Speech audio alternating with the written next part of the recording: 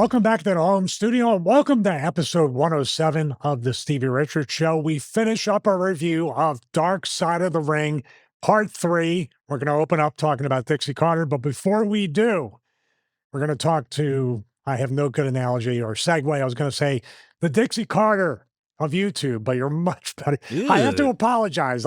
No, that was not good. I almost want to do the opening over again, but now that I've said it, you don't want to do it. James Romero, my co-host, I'm sorry. Forgive me. Well, yeah, where's the comparison? There's none. I was just trying to think of a cool segue. They can't all be gold. All right. Welcome back to the home studio. Welcome to episode 107 of the Stevie Richards Show. My name is Stevie Richards. Let's turn it over to my good friend, James the Dixie Romero. Carter of YouTube. I'll do it for you. Hello. Right, let's do the intro. We've got so much to talk about today, from the point where I thought we'd have nothing.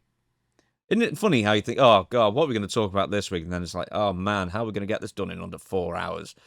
So we have to talk straight away about Dixie Carter, which we left off of last week's episode. That was going to be a million questions about what was going on there.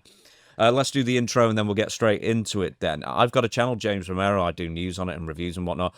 Stevie also has other channels, not including the YouTube fitness channel as well, but also he is collaborating with Chase Rogan.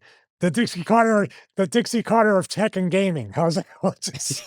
I'll get everybody mad at me. Hi. Chase did get one over on me. It was what you call in wrestling as a great rib. This solar panel company, Mango Power, it sent these portable solar panels. And you saw the picture in my driveway. Those are portable. Yeah, but you didn't give me any context. You just sent us a picture of you, and I was like, oh, right, great. So you got like a solar-powered, like, cable train or something. Well, I was trying to, my mad scientist thought process, because we're test driving EVs. By the way, we tried to test drive a Cybertruck. We sent you that picture yesterday. The suspension went on it 500 feet from the dealership. Are you saying the Model 3 worked out Are you saying great. that they are not well made? Wow. We found out because we were doing self-driving with the salesperson and pulled out of the dealership, made a right, went about 500 feet, and it went beep, beep, beep, returned immediately to the danger wall, Robbins, and tried to do a U-turn. Like in the middle of track. It was, yeah, but full self-driving works incredibly well outside of that. Outside of the entire suspension collapsing. Every other time we test drove a Model Y or a Model 3, it's been good. Are you going to get a new car? You've been test driving cars. Are you just test driving cars every day? It took me, no, not test driving, just researching. We talked to the insurance company. It's just got to play out. There obviously is a content creation aspect to this that I'm researching with Tesla, and I have a name of the channel. It's pretty cool. But it took me almost 12 years to buy my Honda Ridgeline. 12 years of research and also completely different body style from when I started researching it to that. So I'm very, very careful. Dude, the first car I ever bought was an ex-police car. I just went to a showroom and went, yeah, that'll do. Like a Crown Vic? What did they have over there? No, dude, it was a Ford Focus. It was a white Ford Focus. It looked like a van with windows. And I just went, yeah, that's fine. Diesel. I think it was a diesel 1.0. It wasn't even like an EcoBoost. It was just a 2004 Ford Focus white. And it had holes in the roof, right? Where the blue siren was, right? But it's like a bar rather than, a cherry. And so they just put some like black caps over them. Oh, to kind of screw so it didn't them in. even match. It didn't even color match it to the white. No, of course it didn't. No, it was absolutely terrible. And I should have just bought a van because I needed a van. But I just didn't want to be that dude who had a van. I don't know why. I really badly needed a van at the time. But there you go. So anyway, I don't know what's going to happen. It's fun to research. It's fun to look at these things. Obviously, I have that scarcity mindset, and I try to save and invest and do whatever I can, or at least monetize my hobbies and interests that can be quite maddening at times. So maybe when episode 200 or 300 come along, if we're blessed. Just go on the lot and just find something. Just pick anything, man. Just spin around and point at something. Oh, and buy figure it. the That's rest what I out do. later? Thank you very much. Yeah. You want me to act like somebody just signed a WWE contract and a week later I got a Hummer basically going across 17 states, like a few people I know, like literally the first check never even got deposited. They already bought like a $80,000 Hummer back then in like 2005. But think about how much fun they had for that first week before it got like repossessed. These are like wrestlers that do 30-year mortgages in WWE. It's like, what? And don't try to pay it off early. Say no names, I'm presuming. Well, I'm not saying any names. I'll say the names that didn't do it is a lot shorter than the ones that did do it. Fair enough. Stevie also has a cameo as well. Right, so you were doing a trivia thing for somebody. Yeah, on a cameo. It was fun. We just had somebody had a birthday, basically I think July 24th, 46th birthday, DeMario, if I can recall. Not today, CTE. Aha. So I'll keep doing that. Jeff is mad at me again. Jeff is going to be mad at you Yeah, again. he's going to be mad at me again. Hey, Jinx. So DeMario has a birthday and they're doing a trivia party for him for his birthday, and his favorite wrestler is Bruiser Brody. Excuse me. So I did a thing where I did the bars and tone of Bruiser Brody up there and asked 4 trivia questions about Bruiser Brody, and then delivered the answers to the person who made the request via messages. It's a lot of fun to do cameo, and I like being a little creative with the videos. 5 stars across the board, and that's one of the reasons why. The other reason is he's far too cheap for the service he provides on Cameo compared to every other single person, apart from Tito Santana, who's very cheap on Cameo, I found. And there you go. So the link is in the description of this video and every single video. And I've told Stevie to start putting the links in the videos, the fresh clips as well. If they're unlisted, you can pre-post them. But I can't which do it I on hadn't realized. private and scheduled ones. I just No, wait. but you can on unlisted, which is weird. Yeah, it's weird. But I wait and then I put it up there and pin the comment for Patreon as well as and we'll get the Patreon next. So Patreon and Cameo. Yeah, well, straight away to Patreon as well. What do we watch for Monday just gone? We watched Necro Butcher versus Samoa Joe. No. That's for this upcoming Monday. What's the Monday just gone? I thought you said this upcoming Monday. You keep quizzing me on this. I said the Monday just gone. I adopted your way of thinking. You told me roll the grenade in the Patreon recording, not for the community members, but forget about it. Walk away from your recording and don't ever remember it again. So I'm sorry. I'm looking it up. See, how do we never remember this? We're gonna. And you can be like, I was Dragon Lee and Javon Evans. Oh, with Chad Gable. Yes. Did he slow death of 1,000 cuts of Chad Gable. Did he apologize for his performance the week after? Well, he's apologized enough. Dude, I was going to do a video on Chad Gable and just how WWE's kind of crushed him since, but I'm going to wait till SummerSlam and see what happens with that, because that could be kind of the point where it turns, maybe. But are you still predicting that I had that loose prediction that it's all a ruse and he was doing the apology and everything, and he's going to win the title by turning heel and having who was helping him as a heel? Oh, have El Grande Americano, have Ludwig Kaiser help him and team them up. I think what they're going to do is Chad is going to lose to Penta and he's going to shake his hand, and then that's it. I think they're going to do nothing with him. Wow. Just have him tread water. I think they're going to give him the Rusev treatment continuing. I think if they really want to just, they're great about rehashing stuff, but they don't wait from the 80s or 90s. They do it from 5 years ago. I think they're going to do the Nakamura AJ Styles WrestleMania thing. Shake the hand, low blow, and then leaves them. And then somehow Chad Gable on that Monday is going to say, sorry, no speak English, and become El Grande Americano again. Do you remember that Nakamura promo the week after? Yeah, every week he was saying, no, sorry, no speak English. When they ask him a question. I'm sure at that point they found out that, the fans actually like it when wrestlers speak in their own language. Because did they start doing that with Asuka?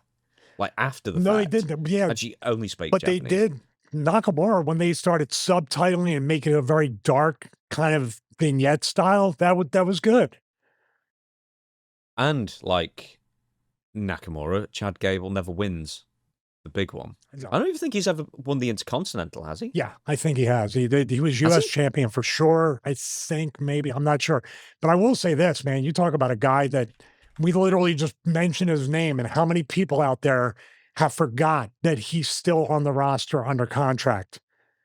You would have thought maybe he would be one of the people they would speculatively cut in half as far as a guarantee. I mean, I haven't done anything with him in, it's got to be a year now.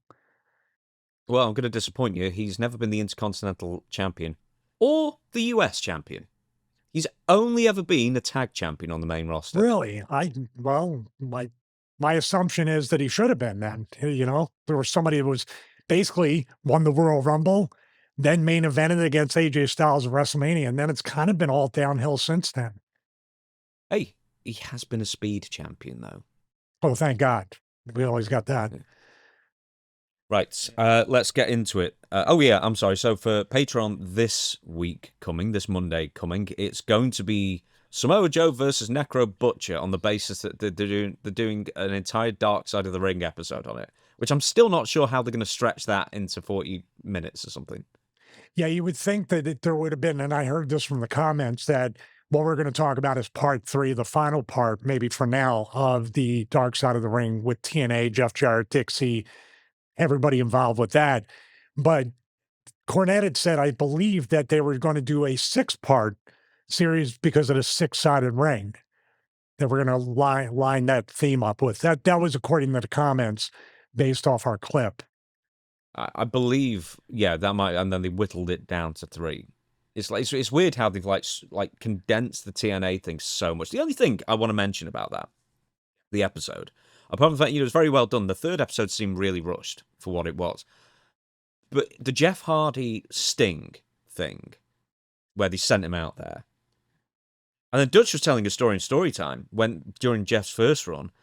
And Dutch said, yeah, we had to cut it out of the episode for a different reason. He said, yeah, once I had to find Jeff in like 2005 or something like that. And it was the same situation. He was absolutely in no condition to perform. He was like fine for a bit and then completely disappeared. And then there was a hunt to find him. And then they eventually got him into the ring, but he could perform that night, I guess. And he was even worse at Victory Road. Yeah, I wasn't there for either one of those, so I can't speak about it. What I can speak about is Jeff leaned into it. Jeff talked about it. Jeff really does seem like he's in a place where he doesn't ever have to go back to that deep, dark place. So I appreciate it. And he was very honest, vulnerable, transparent, and talked about all that. Matt, too. Everybody was pretty much talking about, but this is also one of those things. We'll dive deeper in it. We have it later on where we can dive deeper into that part. Or are we going to start with? No, I haven't put it in the script at all. The Jeff Hardy thing. Let's talk about that real quick because I love all that and all the honest takes about what was going on there.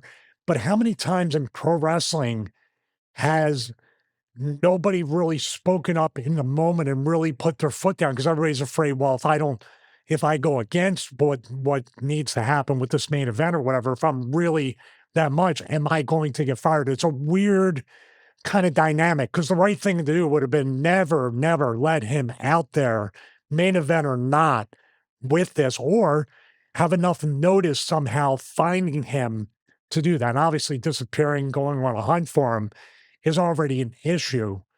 And we're speaking obviously way past it. It's already been settled. Forgive, forget, all that stuff.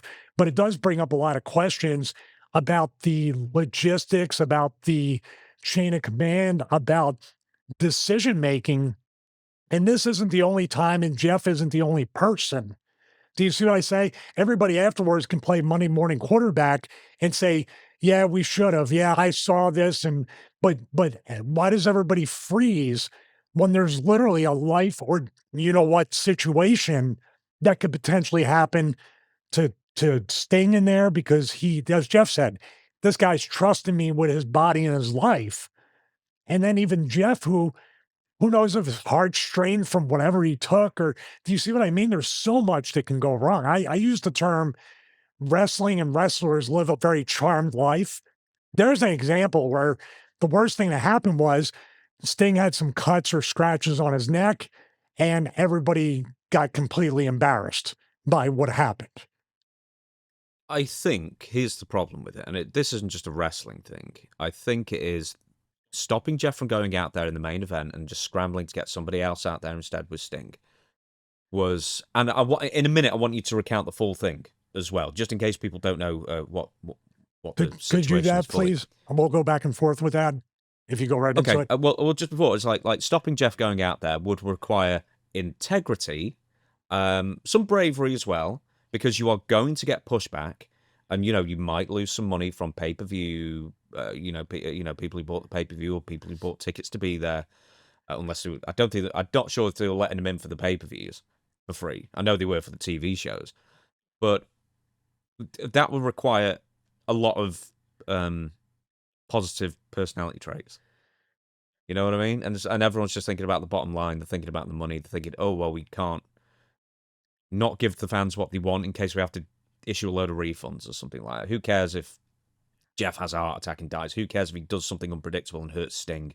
Who cares if he goes into the crowd and punches someone because he's absolutely out of his mind? You know what I mean? It's like that's a difficult decision to make, and no one ever seems to be willing to make those decisions. Well, that's one part of it. I think there's an even simpler part of it that could be in corporate America. Any job that you have, what are you trying to do? Cover your butt, and you're also trying to keep the paycheck. You're literally scared to say anything and stand up for it because chances are, especially back then, you will be collateral damage in all this. And you tried to stop the main event. You're not a team play. All these gaslighting things back then. Right now, everybody can speak in total retrospect well after the fact. But when you're in the moment, and for somebody to say, well, that's easier said than done, it's actually, and I'm not somebody that's ever, I've stood up once in a while, but not enough in my way. So I'm pretty aware that I could have done more even, but I would have been instantly gone. And that's all the thing. Even seeing D'Lo's face, you can feel and sense, even decades later, there's a little bit, well over a decade, it was 2011. There's a little bit of that still indoctrination and Stockholm syndrome. Just sense that where everybody's still watching what they say about what happened that night. We know what happened. It's pretty cut and dry. He was messed up. It's a wrestling bubble thing. It's a wrestling bubble thing, though. I mean, isn't it just like that whole unlike a showbiz thing of the show must go on, which the show wouldn't go on in any other form of entertainment, I don't think, like that. Like, they wouldn't do that in any sport. They wouldn't, if he was acting, they would have thrown him off the set long beforehand when it's obvious that he couldn't go and, perform live on stage, for example, because it embarrassed the entire product. Well, I'll give you an example. When Damar Hamlin from the Buffalo Bills had that, he collapsed. I believe it was a Monday night football game, and he had a heart issue, and everybody thought, and I think he did pass temporarily. I'm not sure, but he was in bad shape right then, and everybody was upset and crying and all that stuff. And Skip Bayless infamously or famously said on First Take the next day, I think it was the next day, that, about stopping the game because they did stop the game. And he was like, well, wait a minute, there's playoff implications with this game. Like the most tone deaf, no self-aware. I mean, it made him even more famous or infamous, but there was people that were truly, truly angry about that. And it was just like not football time. It was time to make sure that this dude doesn't, pass away. And how can people watch and play a game? Because now you're putting other players at risk for injury because how is their head really in that game? Yeah, Sting standing out there. I don't even know if I think Sting was clued in right then and there by Bischoff, correct? Yeah, okay, so the full story is Jeff was all right earlier in the day. He's doing the same thing again. He disappears at some point. This TNA Victory Road 2011 pay-per-view. He's in the main event with Sting. He has to be found at some point because he's off doing goodness knows what he's doing. He turns up entirely in, I guess the polite way is, no condition to perform. And he's done this before, and he's managed to sober up enough in time to perform. So this isn't the first time that this has happened, by the way. This is a ongoing issue through both of his TNA runs at this point. And he wasn't fired for this either. He remained until like 2013, by the way. And he's sent out anyway. Is Sting already in the ring or not? I don't remember. It doesn't particularly matter. But Sting is not happy, obviously, because he can see something's really up. Jeff starts giving the middle finger to the crowd at points, and he starts stumbling around the ring and whatnot. Eric Bischoff, as you would say, calls an audible, walks to the ring, and basically tells both of them what the new plan of the match is. He says, so Sting, beat him with your finish immediately and get out of it. I have to stop you right there. Didn't he? He said in Dark Side, he told Jeff to pretty much turn around and get out of the ring. Then Jeff just didn't do anything. He just stood there, went to Sting, and he said, just hit him with your finish, which, by the way, just thinking about that, the Scorpion Death Drop to somebody that's not aware enough to tuck their chin on the bump is now could be like you talk about the one punch, you know what, when someone's head hits the concrete and there's traumatic brain injury, there's all, like I said, the word is charmed, because there's no logical reason that everybody should have came out of that virtually almost unscathed, except for the embarrassment. There should have been a lot worse consequences to that decision, or should I say non-decision, to let him go out there. Well, yeah, that's the point. I mean, in the Dark Side of the Ring thing, D'Lo Brown's one of the agents, and he says it was completely the wrong decision, but at the time, he was like, we need to get this match in the ring, and nobody, same with Eric Bischoff, and I'm sure others as well, no one seems to be able to take a step outside the bubble and say, hang on, what would normal people do in a normal line of work? Is that fair to say? Because like practically any other line of work, that would never happen in a million years. It's absolutely fair to say, but I'm also going to be transparent and honest about this, that I don't know if I was in D'Lo's position, I probably would have spoke up a bit more, and who knows how much D'Lo did speak up, and they said, duly noted or whatever, we got to get the match in the ring. And what's D'Lo going to be like then? Like, what would an agent do to really try, outside of protesting and trying to veto the decision in a very political manner, kid gloves type thing? What do you do? So I can't say that I would be anything. Now, what I might do after that is be like, that this place kind of sucks already, and it's kind of goofy and all these other things that are going on. Why should I even bother being here? Because if I'm out there, are they going to send somebody like that out there without telling me how messed up this person is? And I got to do something to protect myself? Like, I couldn't trust the office to protect my health. They don't do it anyway in wrestling, but that's a bridge too far. Don't you agree? To answer an earlier question, you said, how would you appeal, like, if you're not in a position of power, how would you appeal to Dixie or Eric Bischoff or whatever? And you'd have to say, one, this is a legal liability issue, and two, this could be an insurance. This is a massive insurance risk for the company if somebody gets hurt out there, especially knowingly sending somebody inebriated out there as well. So if you can appeal to their, because apparently they didn't have any emotions, like, will Jeff live through this or not?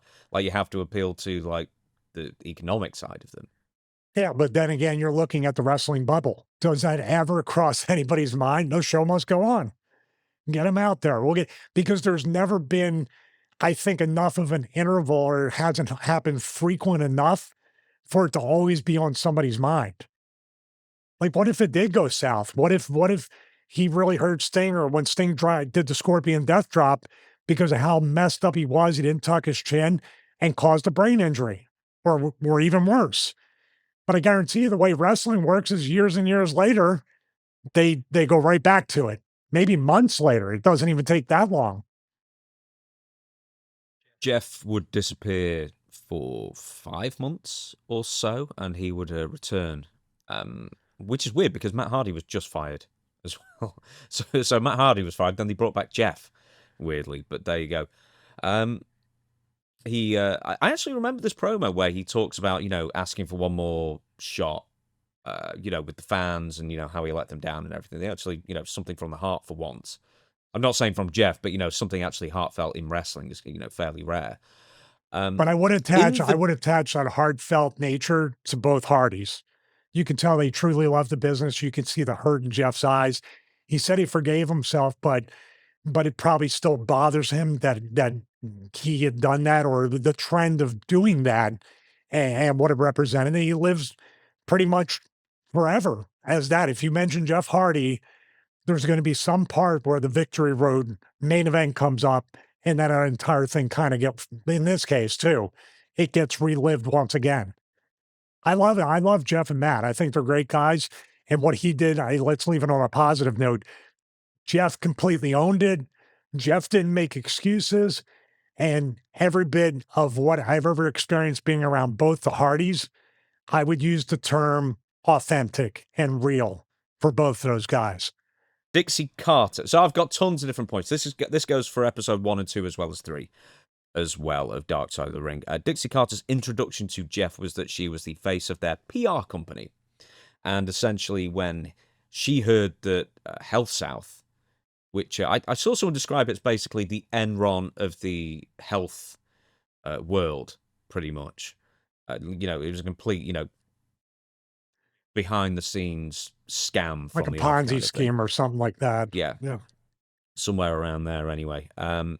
She's the one to bail them out, or at least the parents are, when Bob ended up funding it. And then, it's all funded because the dad is really, really rich and wants to give Dixie Carter something to do. The first question asked in episode 2 is, who is Dixie Carter? Nobody can answer it with a straight face without almost literally eye-rolling at times. So, Stevie, here's my question to you. Who is Dixie Carter? No, I'm not gonna roll my eyes, even though that you were just throwing me a softball to do that. That was what we call in wrestling the Iggy. If I didn't do it, which I thought about not doing it just for the fact of being a contrarian. But Dixie Carter is obviously, if there was a term in the dictionary, in the Oxford Dictionary of money mark, her picture would be there. That's simply put right there. She paid for access into professional wrestling. She's not unlike a lot of indie promoters who put belts on themselves, make themselves champion, always in the main event. And what I'm saying is, when you say, well, that's Jeff Jarrett, we did get a deeper explanation about Jeff won't leave. Jeff will never hold him up for more money. Jim Cornette kind of really encapsulated that thought process with that. Dixie, on the other hand, would there be another term of shoehorning her way in, trying and what Karen Jarrett said it best. Dixie Carter's smart. Everybody thinks she's just a babe in the woods. She's dumb, but she was maneuvering. She might not have known about pro wrestling, but she was maneuvering different situations to serve her. And then when she saw the opening to put herself in more of a position of power, and especially a position of power on TV. People don't remember Dixieland. Oh my God. Pure wrestle crap. The whole thing. So who Dixie Carter would be somebody that obviously you said the parents needed to give her something to do, literally invested in TNA to give her something to do. And then her ego wouldn't allow her to just let the success run from behind the scenes and see everything from a third person point of view. She wanted to be part of the show. And deep down, and this is just speculation, deep down, she wanted to be part of the show from day one. She wanted something. She wanted credit. She wanted creative input. And she wanted to be a star. Am I missing anything with this? She just, I think at first, was just trying to play it cool, maybe resist that ego for a while. And Jeff there might have been instances where she came up with something and Jeff might have said, with all due respect, you don't know pro wrestling. And to her, that might have been challenged, accepted, and started to kind of spitefully try to immerse herself further into TNA. She resisted being on camera until that speech that you were present at, of course. You and Raven were sat next to each other. I mean, obviously, Kurt Angle and Kevin Nash and Sting and people like that weren't there. And we've talked about that before, but we'll mention it briefly again. But Dixie resisted being on TV for nearly 7 years. So it was a very long process. Well, I'll tell you this too. She might have resisted or not did it even further than the 7 years. But when the boys smell blood in the water and they know there's a temptation, and even if there's not, if you come up and say, Dixie, what are you doing? Why are you depriving these people of a beautiful, intelligent, smart, powerful woman that can really do a lot of young girls are going to watch TNA and you are going to empower them to become the next Dixie Carter. Maybe not in wrestling, but maybe in the medical field, maybe in corporate America. I'm paraphrasing, but somebody was just, there could have been wine tasting. There could have been all these things going on to really pump up her ego to say, yeah, yeah, I should be on TV. And it's not the first time, and it won't be the last time that somebody appealed, maybe not to ego, but a little bit of insecurity to say, well, I'm back. Oh, no, you should. That you're the thing, you're the absolute thing that's missing from the show. Without you, we won't win those Monday Night Wars against WWE. You had a little smirk with the wine tasting, I noticed. No. Knew where you were going with that. The power struggle. But is there anything I'm saying off base? Is it a pattern recognition in wrestling? I guess so, but I kind of just think, why would someone fall for it? Unless they're already thinking about Vince it anyway. falls for it. They all fall for it. Well, Stephanie falls for it. Goodness me, someone told her she was a good presenter. Holy moly. Live Exhibit A coming up later. Great. The power struggle between Jeff and Dixie. Once I may have asked you this before, but did you ever feel any weirdness between the two? Or like, the story in the Dark Side is Scott D'Amore saying, oh, I called Jeff boss in front of Dixie, and she pulled me aside and said, don't you ever call him boss again, I'm the boss. This whole power struggle thing, was there anything even remotely evident to you in 2009 when you joined the company that there was either some weirdness or that you had to go to Dixie instead of Jeff, or just what were you spotting just as a talent there at the time? Well, I told you before, I was in the honeymoon phase of just trying to do my job, trying to earn a contract or earn a living wage, all these different things, especially in those first 6 months or even more working with Abyss. Then, of course, we're going to talk about a nice little angle that was fun with Kevin Nash with a bounty on Abyss. There's a lot of different things that I'm sure were happening.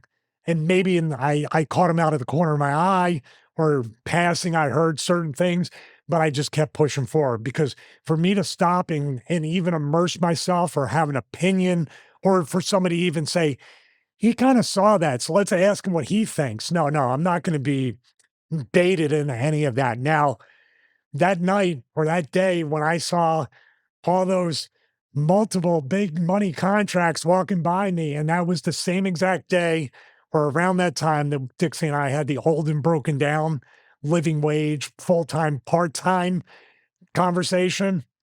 That's when I knew right after that, this was becoming everything that I didn't like from the company I came from after they released me.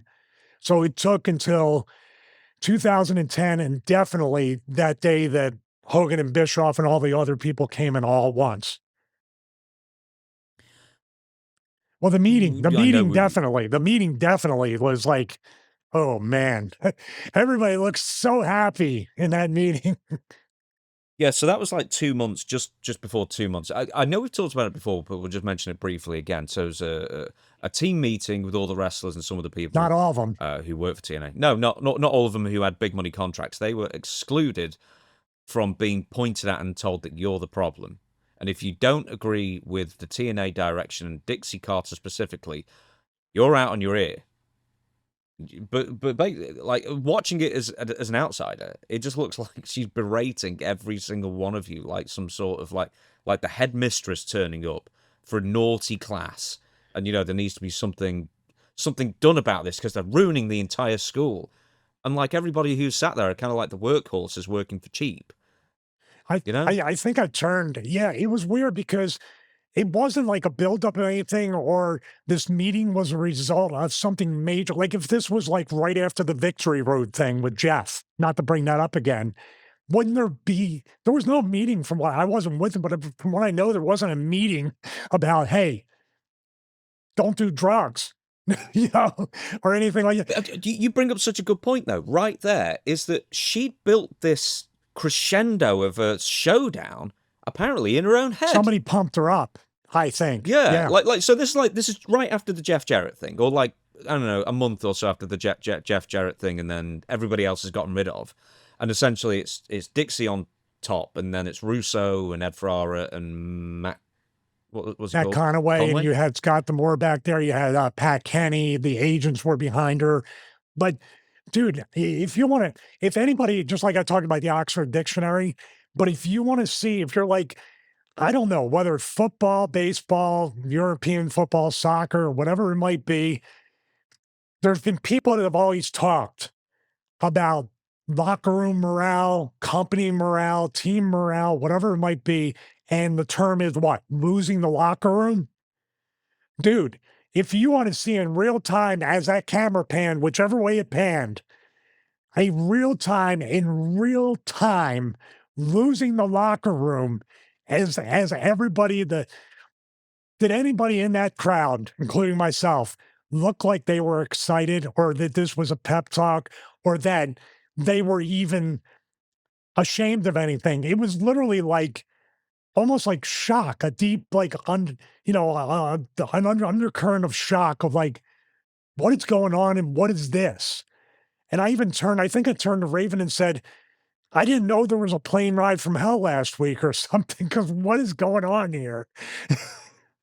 Yeah, I think that's the most interesting bit about it is that this came, I guess, aside from Dixie, out of nowhere.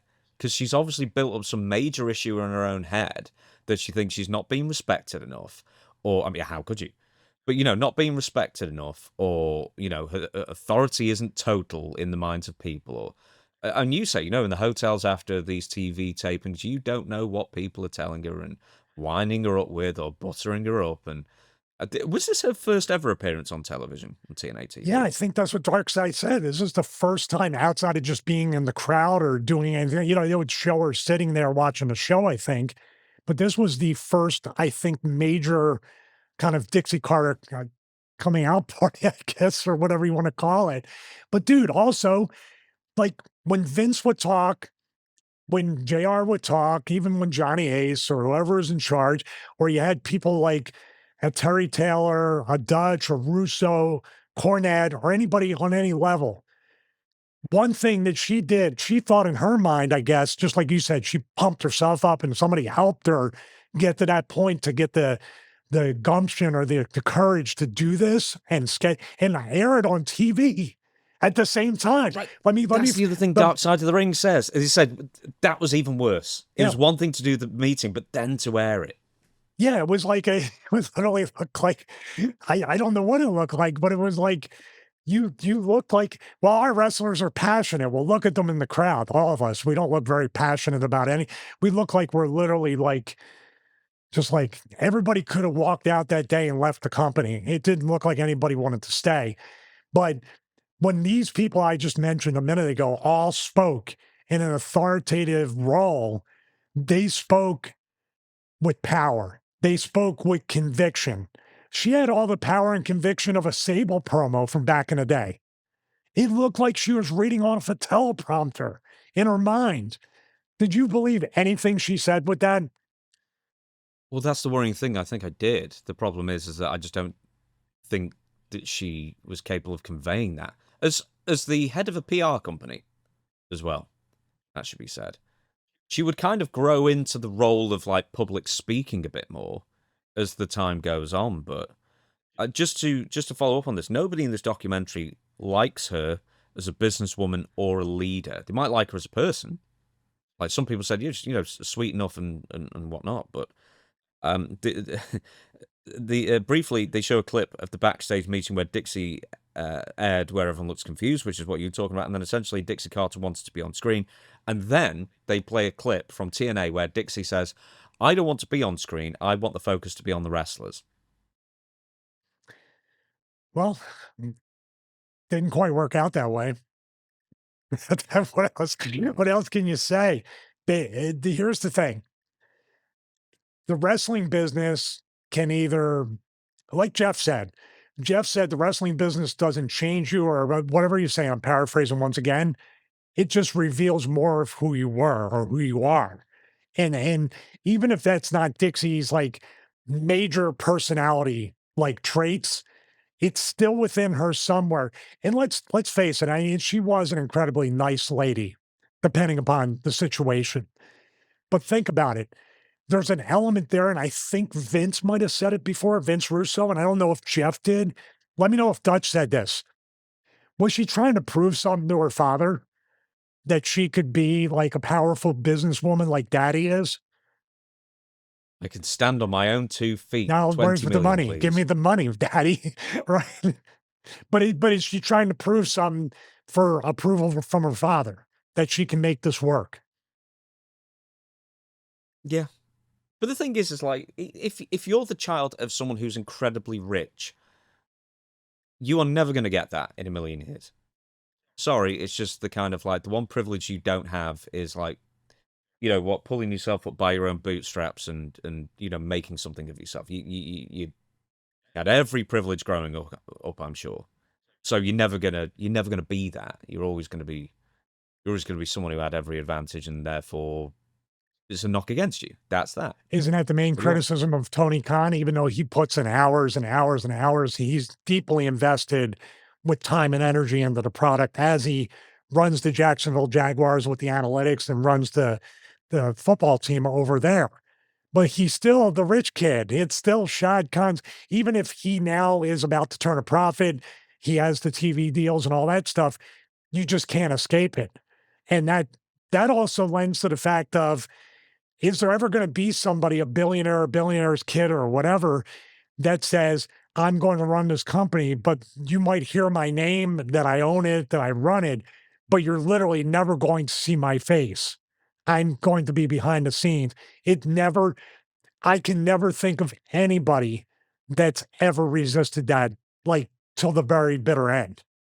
We're going to. Oh, actually, just before we do, Dixie's manipulation of Jeff Jarrett to get him back to take the Hogan meeting, and then Jeff gets sent back home again for quite a while. What was your reaction to that? Because as you said at the beginning, or quoted Karen essentially, is that she's a lot smarter than people give her credit for. Yeah, that whole Hogan thing, I assume by the way Karen put it and the way Jeff put it was like, this is setting me up. You're putting some chess pieces. I think he said during it, you're putting chess pieces in place. There's a test with that. Are you going to be? That's incredibly insulting, by the way. And Jeff is terminally positive, as Karen says, but you're only calling me when you need something. Then when you get the one little dopamine hit that you get to like talk to Hulk Hogan and bring Hulk Hogan in based off of me being the middleman and the advocate for TNA, then I'm no longer the advocate after you get Hogan. And you're only going to bring me back when I have to be in a position to look like I'm subservient to you and Hogan. By, is that pretty much it? About it. That's exactly it, I think. What do you think? Because they made a big deal out of this on the third episode. Is the Dixie Hulk Hogan final segment where Hogan Oh walks God. out Oh on him? God, dude. But I can't even put in the words like that just proved how, like, I think Jeff put it that way. That just proved right there how much she did not know about the business, that she allowed herself. And actually, more importantly, the entire brand was on their hands and knees, hugging Hulk Hogan's leg, saying, this place will basically be nothing without you. So, what do the fans think? You are that low that you think you need Hulk Hogan to survive, then he still says no, and he's dragging not only Dixie, but every TNA wrestler, every employee in the entire brand up the ramp as they kick and scream to try and keep Hulk Hogan on the payroll. And then he leaves anyway. And now everybody looks somehow even more less than they did before Hogan was like basically changing the entire identity of TNA. What about Bob Carter's insistence that whoever bought TNA had to keep Dixie on? as the figurehead president and probably a television character as well. Or, even worse, had to have some kind of power in the company. That's a poison pill right there, isn't it? You got to sell it, and Anthem's got to buy it, but you're going to do that. This is very much like Vince, what he was basically putting his own board members in there. So Vince could always have something to do and couldn't facilitate. It's a much larger issue, but Vince put his people in there so he could facilitate the sale that he wanted to facilitate, right? So the game's rigged, isn't it? Like Bob Carter is selling, but now you have, that's not unlike corporate America a lot of times when they sell companies, though. The person responsible or the figurehead or the CEO or the ownership stays on for a certain amount of years in order to facilitate the transition. This is not a real company, though. It can be pretty cut and dry. You don't need a transition team from Dixie Carter. You need to get the worst person out of there. Well, apparently that didn't work, some did might it? argue. Hey, well, that's what happened with WWE and Endeavor when they merged. It's the only reason, well, I'll say the only, biggest reason why Vince chose them is because they're the only people that keep Vince on. So this is nothing unlike it. As a matter of fact, Vince might have got the idea from Dixie and Bob. He keep himself on. I find it amazing there's quite a few suitors for TNA, like between 2014 2016. There was Toby Keith, country singer, big wrestling fan, friend of Jeff's, or friendly enough with Jeff, I guess, Jeff Jarrett, who was, according to the documentary, but I think there's more to the story, essentially, he was told, I don't know if being thrown off Spike TV had its own thing. They don't even mention that in part 3, which is amazing. They skipped a lot, man. The early years and a lot of major happenings that pivoted the entire company's direction have been skipped. I hope they really do come out with another part to fill in those gaps. There was. I'm just having a look at people who. So Billy Corgan tried to buy. Like, he actually financed TNA tapings, a few of them in 2016. They didn't sell to him.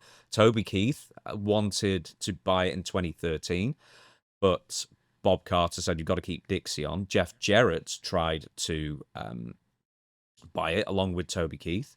But the other reason was that they didn't want to keep Jeff on either. So that was their own problem. Who's Oralux Marketing Media. They financed and produced TNA programming in quite a minority ownership position. Loan defaults reportedly could have allowed it to assume control of the company, but there were other people, including Ron and Don Harris. They were looking at maybe taking over TNA. Yeah, they had a lot of connections, according to Russo, that they did have money backers or venture capital or angel investors. Let's stick just for a minute on the Billy Corrigan one, because he had to sue TNA to get his money that he loaned them, correct? Mm-hmm.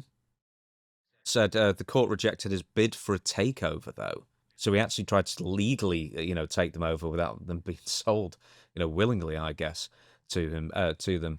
Obviously, Anthem would buy. That's an entirely different story for a different day. But I think even Eric Bischoff, there was rumors that he was going to try and buy it at some point. Her legacy. Dixie Carter's legacy, because when she came out for the first AMC TNA show at the beginning of this year, she was booed. And this was meant to be, a lovey-dovey, happy families TNA episode of celebrating the past. Everybody booed her.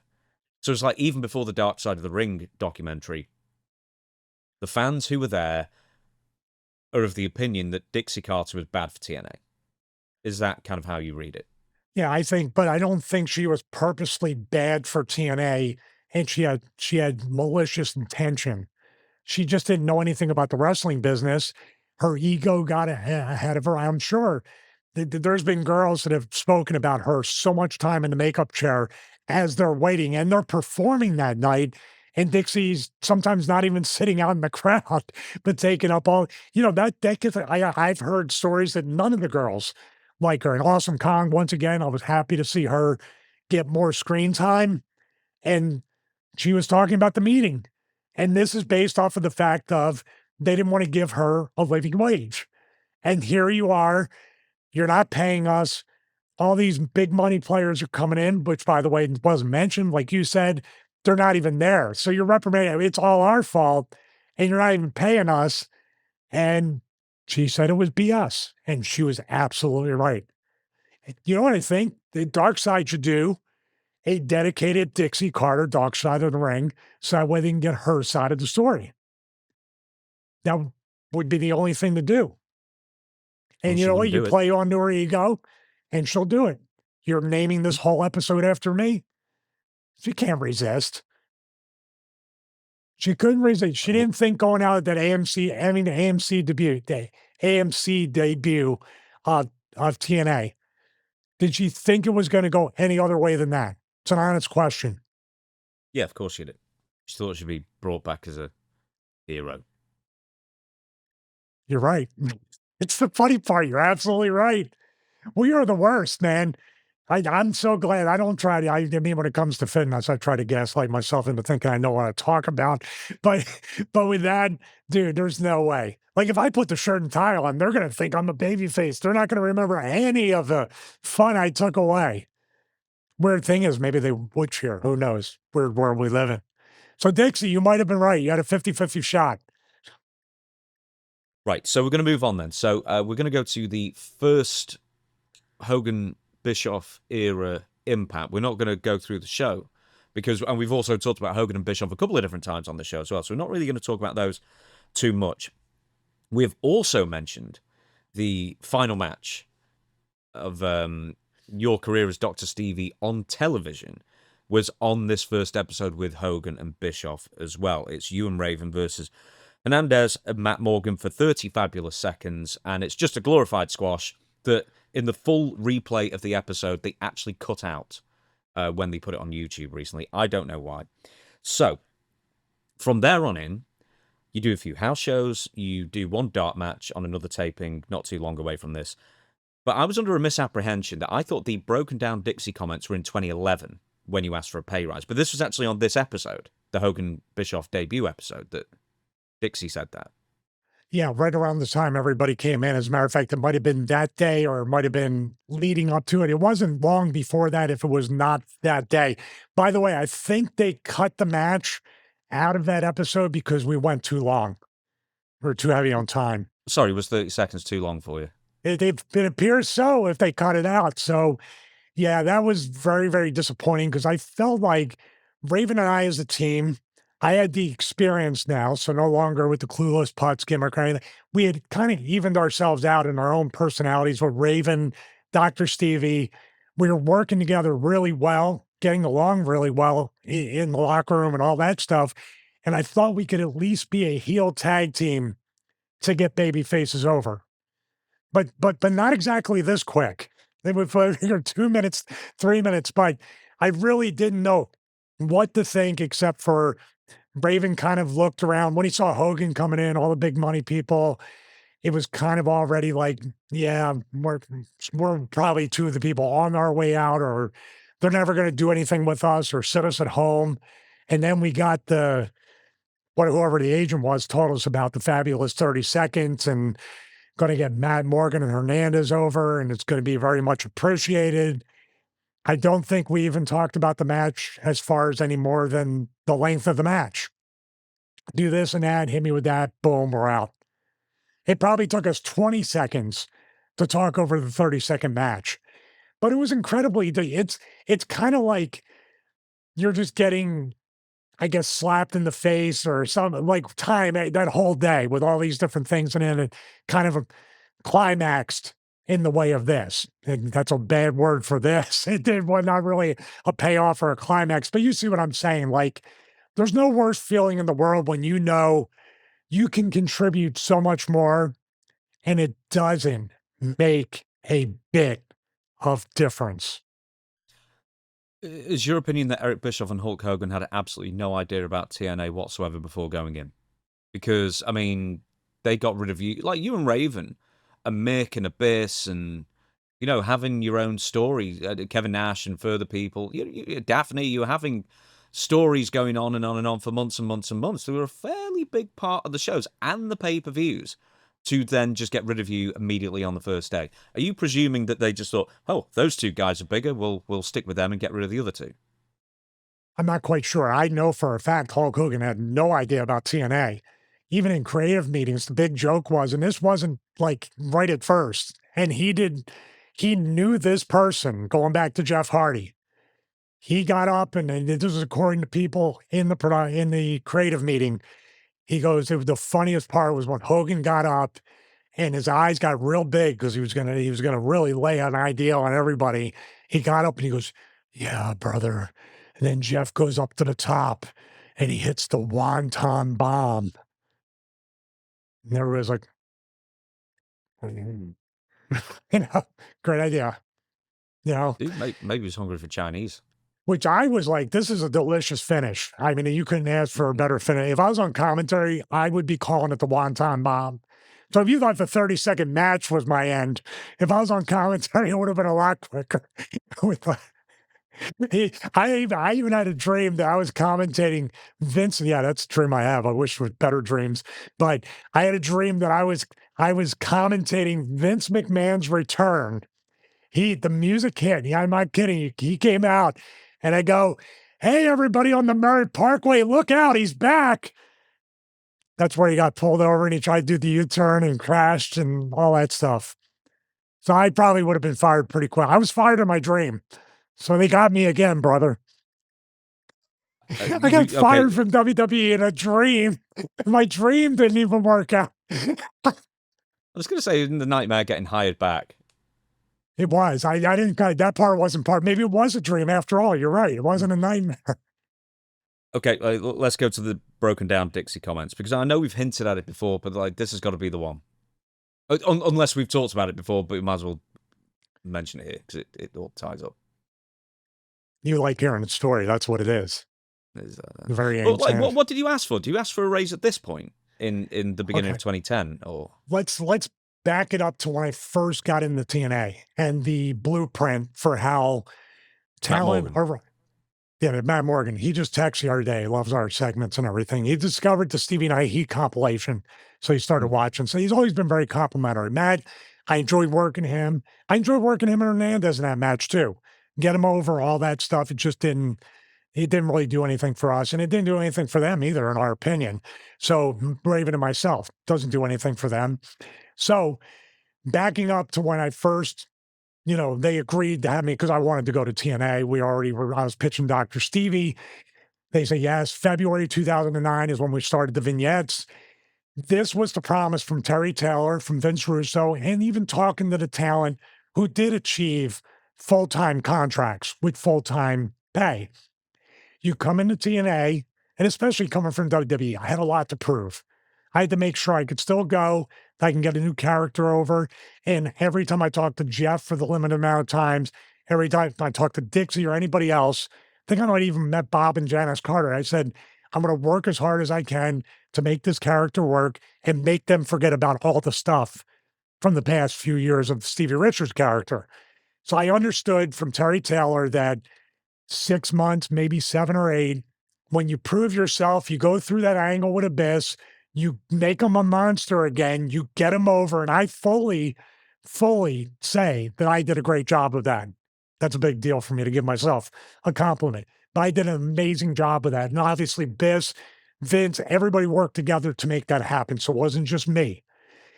After 6, 7, 8 months, it wasn't even a year. A lot of guys after that time frame, you proved yourself. You're not on the $500 a night deal or whatever you get booked for.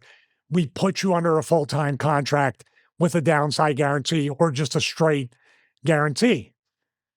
Okay, the Abyss thing works out, and then it keeps going. Dixie loved my Hermes hot seat. They took that down from YouTube as well, where I improv the entire interview with Hermes Sadler and Daphne. I was on Spin Cycle in character. Everybody else talked like they talked. We were in character 24/7. That's how serious I took.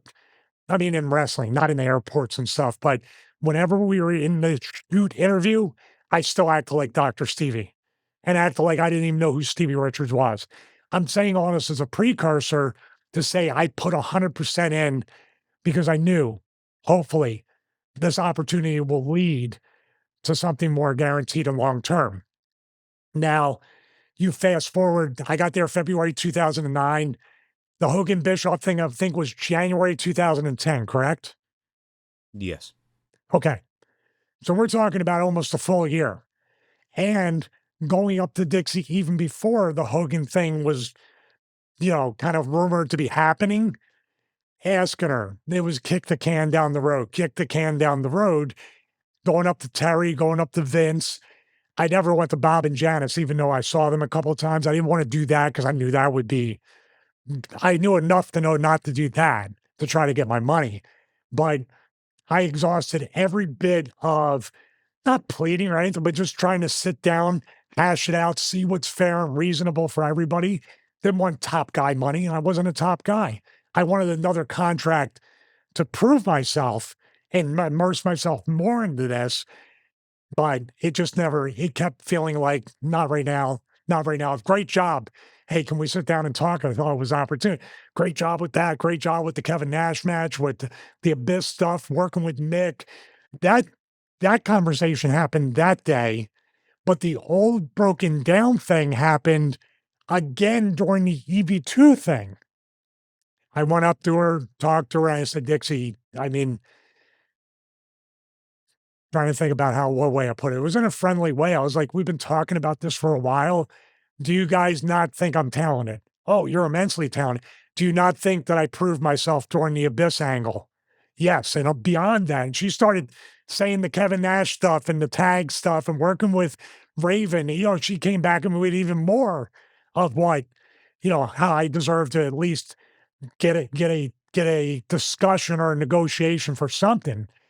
And then I was like, well, what's going on with this? And she was just like, well, we don't. First, she said something about money. And I was like, well, Dixie, I'm on this. I'm not asking for top guy. I kept saying that. I'm just asking for another prove it deal, but more of a full time thing. So that happened. And I kind of peeled back because Hogan and Bischoff, Jeff Hardy, Rob Van Dam, I think a few of Hogan's buddies were coming in that day. So I was like, well, I'm going to try, but I'm not going to push the issue. Then during the DV2 stuff is where she was so happy with everything going there. And that's when I said to her, like, let's talk about this. And it ended up being when we went back and forth about it, she goes, Stevie, you have to understand, you're kind of old and broken down. And I remember this being later. You know why? Because behind me was Raven, Sabu, and all the other EV2 guys, Dreamer. And I looked back over both my shoulders and I said, are you talking to me? Meanwhile, I'm working out before my matches. I'm doing my carb depleting, my shakes and bars back when I was in WWE. I'm trying to lean out and be as shredded as I can. And that's where it was left. And that's when I said to her, well, Dixie, I'm going to put it this way. Do you know what I do when I leave here after every TV, pay-per-view? When I'm done work here, do you know what I do? No, Stevie, I don't know what you do. I look for a job. And she goes, oh, you mean a part-time job to supplement this?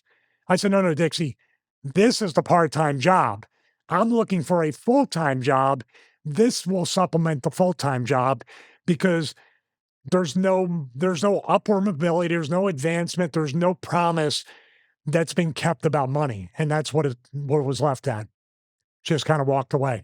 It always, and this is how TNAs. They bring you in, you build the value of the brand, you perform, you pass the test, you succeed, you don't fail. And then they turn around and make excuses of why you're not worth any kind of money. And then they try to take your push away. They try to marginalize you. They send you home a few times to kill all the momentum. Lots of places do that. It's not just wrestling, but they're setting you up to basically be as valuable as what they're currently paying you or want to pay you. So this will be the last time you appeared on TNA television for a good 7 months. Raven would be kept around for like another month. He would last appear in February 18th. Can I stop you real quick? What is up with me asking questions and getting sent home for 7 months every time?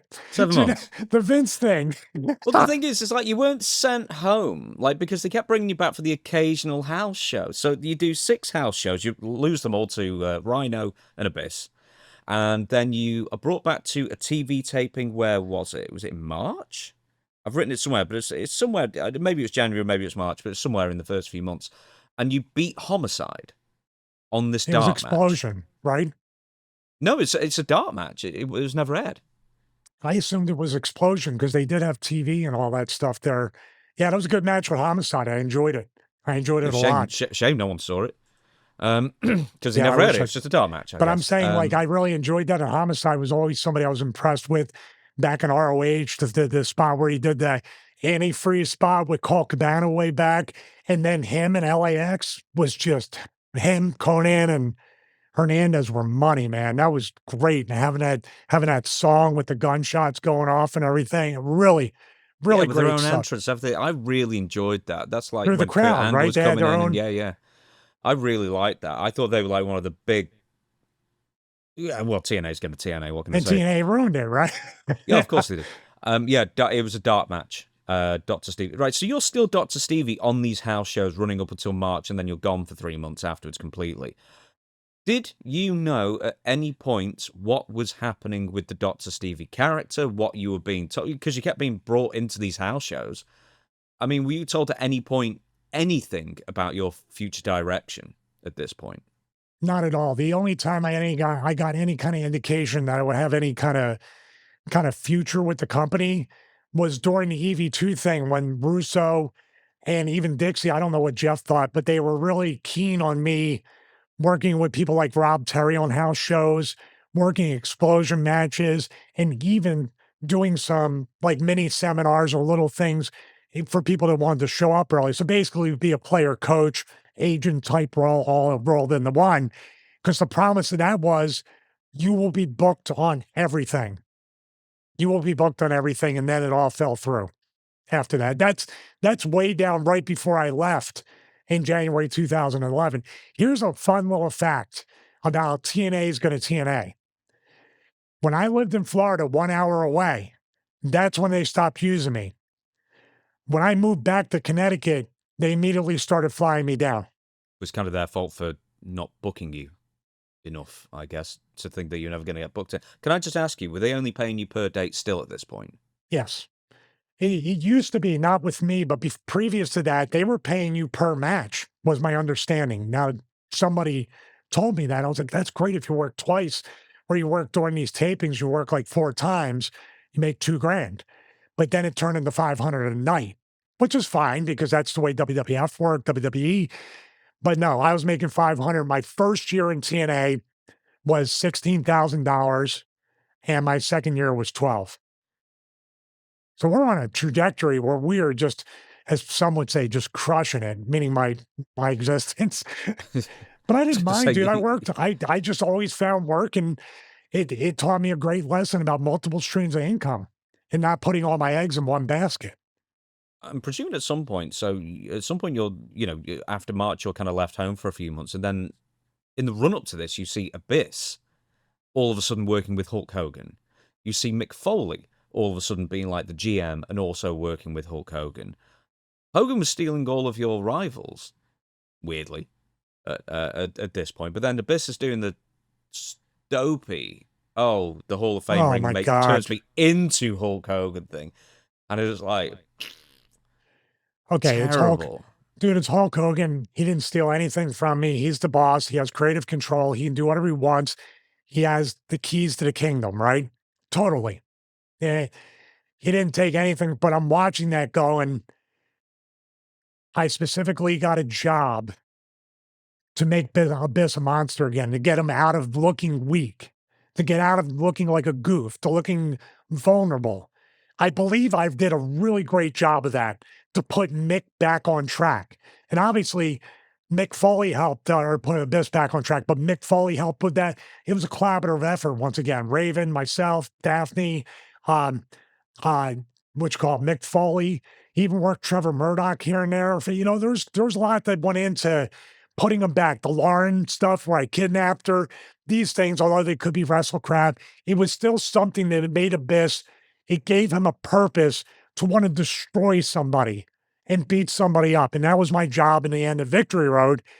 And then I watched Abyss become just a Hulk Hogan mark and just happy putting the Hall of Fame ring on. It felt like everything was undone. Did you get that impression watching it? Dude, this is like the second time they completely undone everything that was good about Abyss, because he was like their version of, I don't know, it was based on Kane, Mankind, that kind of, yeah, some weird hybrid kind of deal. But Abyss was one of the highlights of TNA, and he stayed there. And when do you think the breakdown of Abyss started? The breakdown as far as what he was as being a strong character Monster that character that, you know, could have been the champion, could have been, he could have been their Undertaker, essentially. No one's ever going to be he as big was as the he was Undertaker, their but Kane and Undertaker mixed into one. Let's say yeah. that, and he carried that, and he was amazing. I still think this. I wish WWE would. They got him in the game, which is amazing.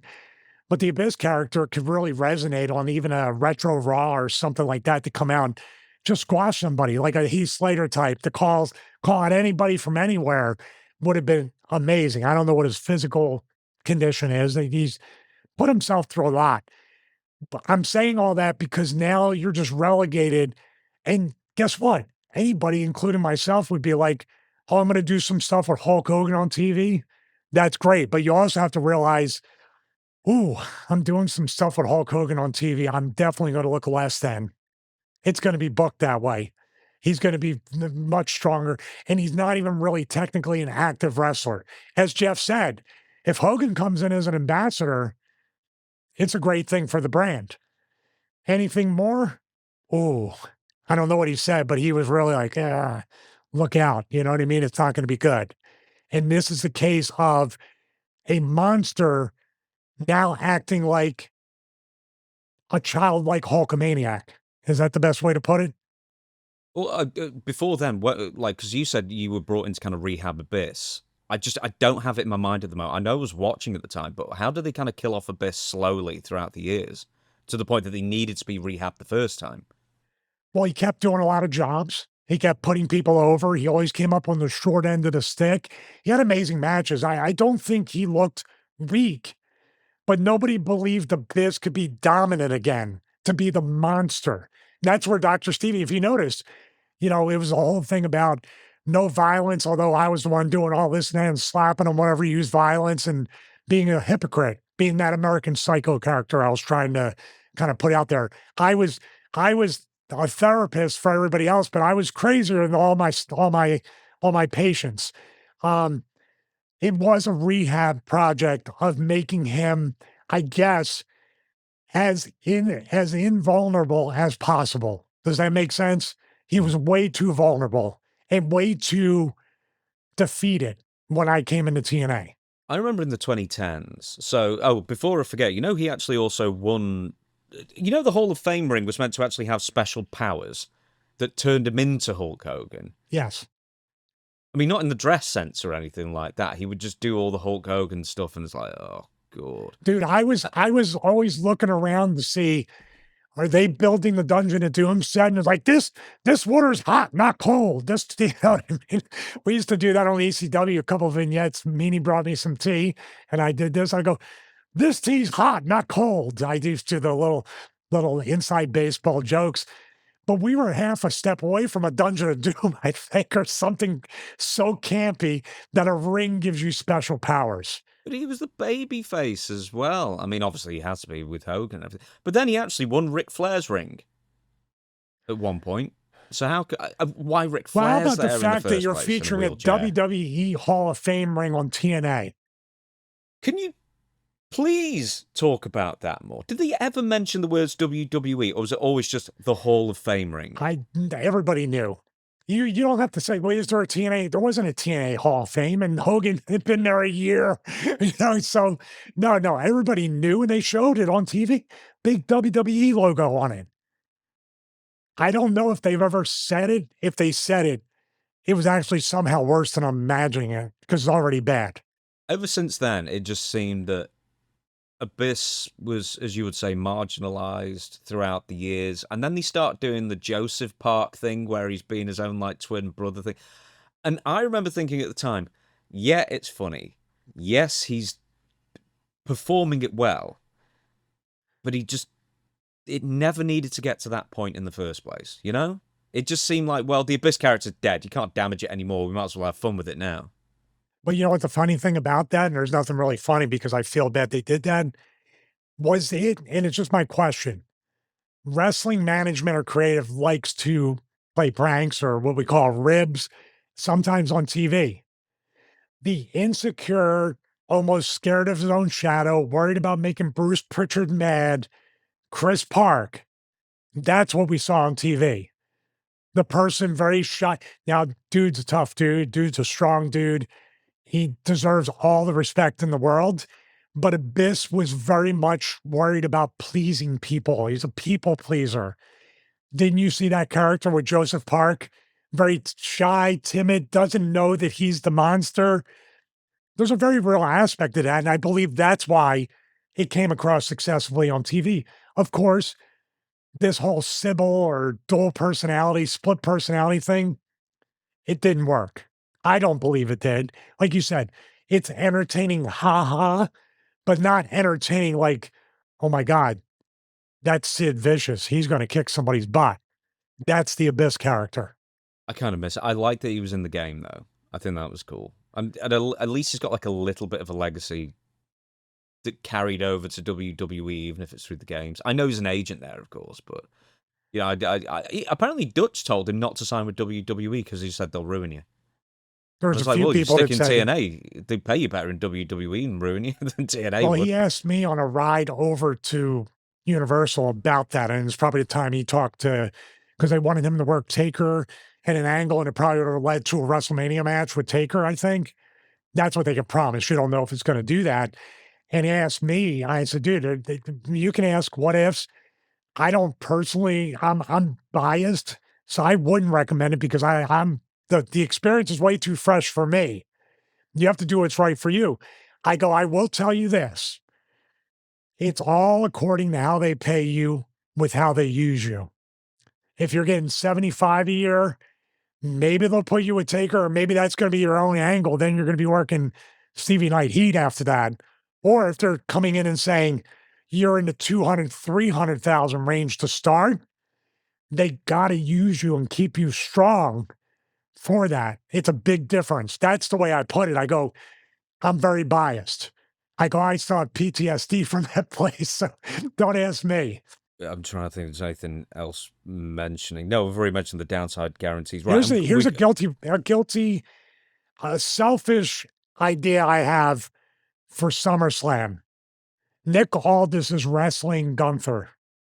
I would love for the agents that were active wrestlers to come out and help Nick Aldis.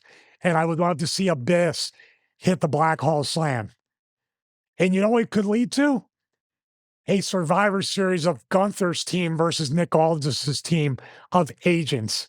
Like and Hurricane producers. Helms and Jamie Noble and even Jason Jordan, if he's ready, Hurricane Helms, have the Hurricane. I just feel like that would be just kind of cool to do for the guys.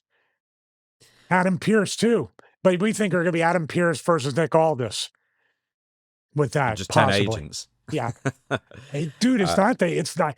They're already creatively bankrupt. Give us something just out of left field. Right. We're going to skip out the EV2 stuff. We're going to skip out the ranking stuff. We just don't have the time. We've got enough news to talk about. But we want to talk about, before we move on fully into the EV2 stuff, there's one feud we hadn't talked about, mentioned.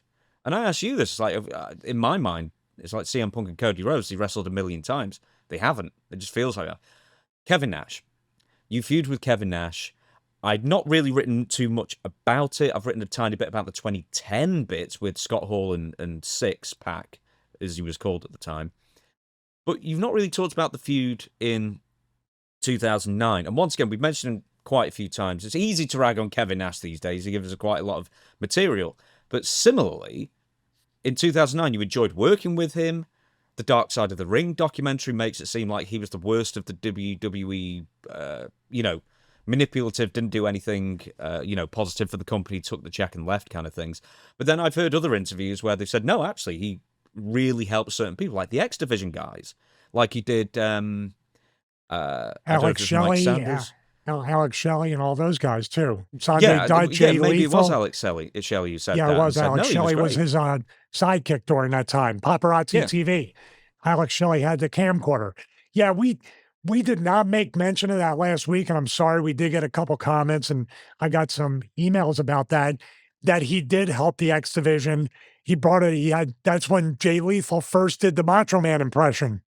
Sanjay Dutt was very entertaining. Alex Shelley's always been, near and dear to my heart, along with Chris Sabin as well. So he did help them, and he does get skipped over. I don't believe Kevin was one of those guys in TNA.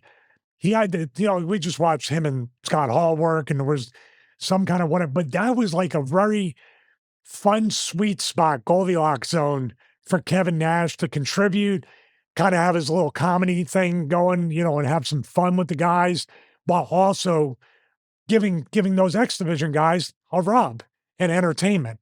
It was kind of like the new version of not that, I don't know if it's the new blood. The end of WCW where you had Mike Sanders and Jindrak and Sean O'Hare and a bunch of the new guys, the power plant guys and stuff. And I think they would all say the same thing. It's like, no, Kevin was actually, took us out after the shows, gave us some good advice, that kind of thing. So I think, and in fairness, we're guilty of propagating this as well, but so's Darktide, so's Kevin himself. Oh, yeah, that B-roll was diabolical. My goodness. I know. I mean, it was hilarious at the same time. But the fact is, it also makes it seem like he's done nothing for anybody. Where a lot of people will say, including young guys, I think is the most surprising, that will talk really highly of him, said, no, he gave us some great advice, helped us through, and I guess it wasn't like he was just sleeping on the sofa for 8 hours during TV tapings and then doing a segment. No, it wasn't at all. I would say this too. Yeah, it's easy to do that, especially in the current climate and the current things that have happened, and even on this show with stuff that we've commented on. But no, I look back especially at that angle, because after the Abyss thing, you think, okay, Victory Road, he finally got your brother with the taser, beat you, all that stuff. And even I thought the day after that, I was like, or that night, what are they going to do with me? Is TNA going to TNA? But they didn't. They now had a bounty against Abyss, $50,000. And then we were doing some other stuff here and there. But then the Kevin Nash thing came up where we kind of teamed up to beat up Abyss. Mick ran in, bumped us around a little bit. Then it turned out to where Kevin Nash took the $50,000, even though he didn't finish Abyss off and end his career. So they had the side quest, or it was actually Nash's side quest because he put me away pretty quickly.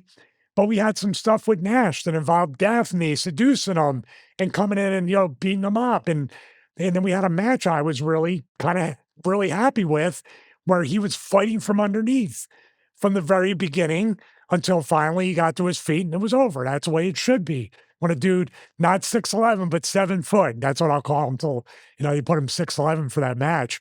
But I look back at that whole thing and it was so easy. And how many times have I said, it should be assumed that a guy my size is light, but hardly ever are we. But a guy 7 foot, 315, 20 pounds, throwing knees and elbows in the corner, throwing a boot at you, and doesn't hurt you is an absolute top-notch skill. It's a talent.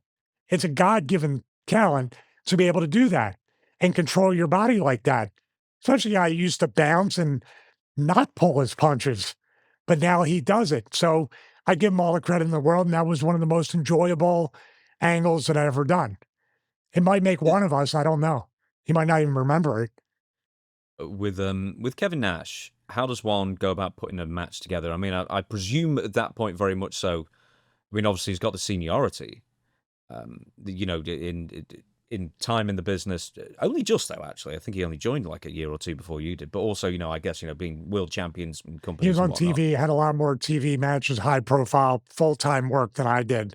So he has more of a quality career than when I was doing the indies, working my way up. I guess it's more of a locker room etiquette question, is do you ever suggest anything to someone like Kevin Nash, or are you pally enough with him, say, hey, we should do this, or do you kind of just hope that he gives you something in this match? I'd say, ask him, what do you want to do, Kevin? Whatever you want. I go back to the old thing where when I find out who I'm working, I go up to him. If I haven't shaken his hand, I say, Kevin, how are you? Hey, by the way, I just saw that we're working tonight. Really excited. And I really was really excited. Whatever you want to do, I'll be close by. Whatever you want to talk. Cool. I'm going to get usually, and by that point, I'm not obviously less time or whatever, but I'm a full-time member of the locker room, so I'm still approaching it with a level of respect. And he would be like, "Yeah, I'm just going to eat something or whatever, catering. We'll hook up later. It'll be fun. It'll be easy." Whatever he said. I think he said it'll be easy, which I already knew. Then I come back or I check in and say, "Hey, man, anything you want to do?" Yeah, yeah. I thought, and it was his idea to fight from underneath from the beginning and me keep him on his back and keep going at him and do whatever. And then I had said, he goes, "Okay, well, I'm going to work my way up to my feet. And then if you go for I had the baton that I had used on Abyss. And he said, you go for that. I'll hit you with the big boot when you run in the corner and then take it home." I had asked, "Is it okay if I put the Cobra Clutch on you?" And he goes, "Yeah, yeah, you can put it on me. I'll make my way to my feet."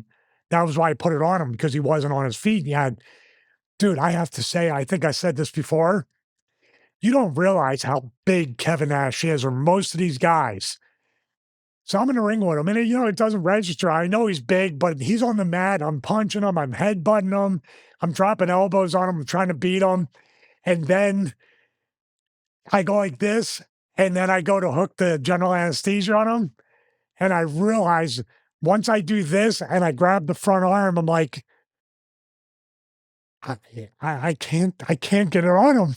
The only other time I felt that way was Sergeant Slaughter with the camel clutch. I was like, they're just immense. Immense. I can't. And I'm trying to do it. And the face I have on me as I struggle to do a worked version, because I got it on him. I got him, brother. And his face, he's not selling. I'm like, he gets to his feet and I'm like, I let it go. But I'm like, that was like the worst Cobra Clutch because Kevin Nash is. I wish there was a way, because I think a lot of times people watch TV and they're like, yeah, he's big dude, but it's not like Andre the Giant or Big Show type big. But Kevin Nash is that type of like, you just literally can't wrap your arms around him in any way. He's a big dude and he's muscular and he's not stiff like, you know what I mean? There's only a certain amount of flexibility you can have, but he's trying to let me put him in it. Just like it isn't working. It's like what went wrong. With Kevin Nash, so you do the main event Mafia. He's just there. He's just, what the hell are you doing? Me? You're just shaking at me there. Yeah, because I speak like somebody from Philadelphia with my hand. Dude, I got to change shirts after I'm done this thing. No, fair enough. Like, I'm just looking at the other screen, and then like in just the corner, I just see you doing just this. Yeah, I was doing this. All right. Right, so we go into 2010, right? You do like main event Mafia stuff, the stuff with Dr. Stevie, and Kevin will just kind of like come in and out the Alex Shelley stuff, etc. Then the band comes back together, and it's Scott Hall and Six, and Hogan says he's not going to join them, and then they've got their own thing for a few months.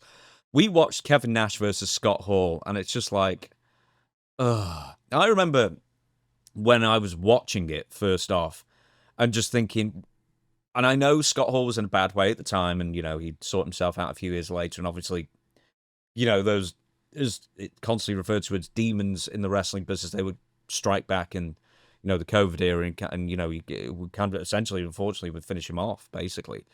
And this is one of the times where he's struggling, basically. And Eric Bischoff said in Dark Side of the Ring, I reached into my bag of WCW tricks, and apparently that meant going head-to-head on Mondays with Raw and bringing back the Outsiders 15 years after the deal.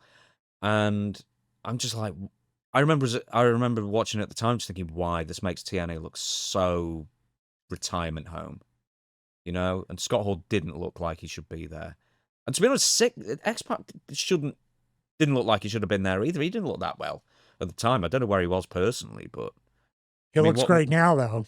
I mean, he looks better 15 years after the fact. He's Benjamin Button. He's aging backwards.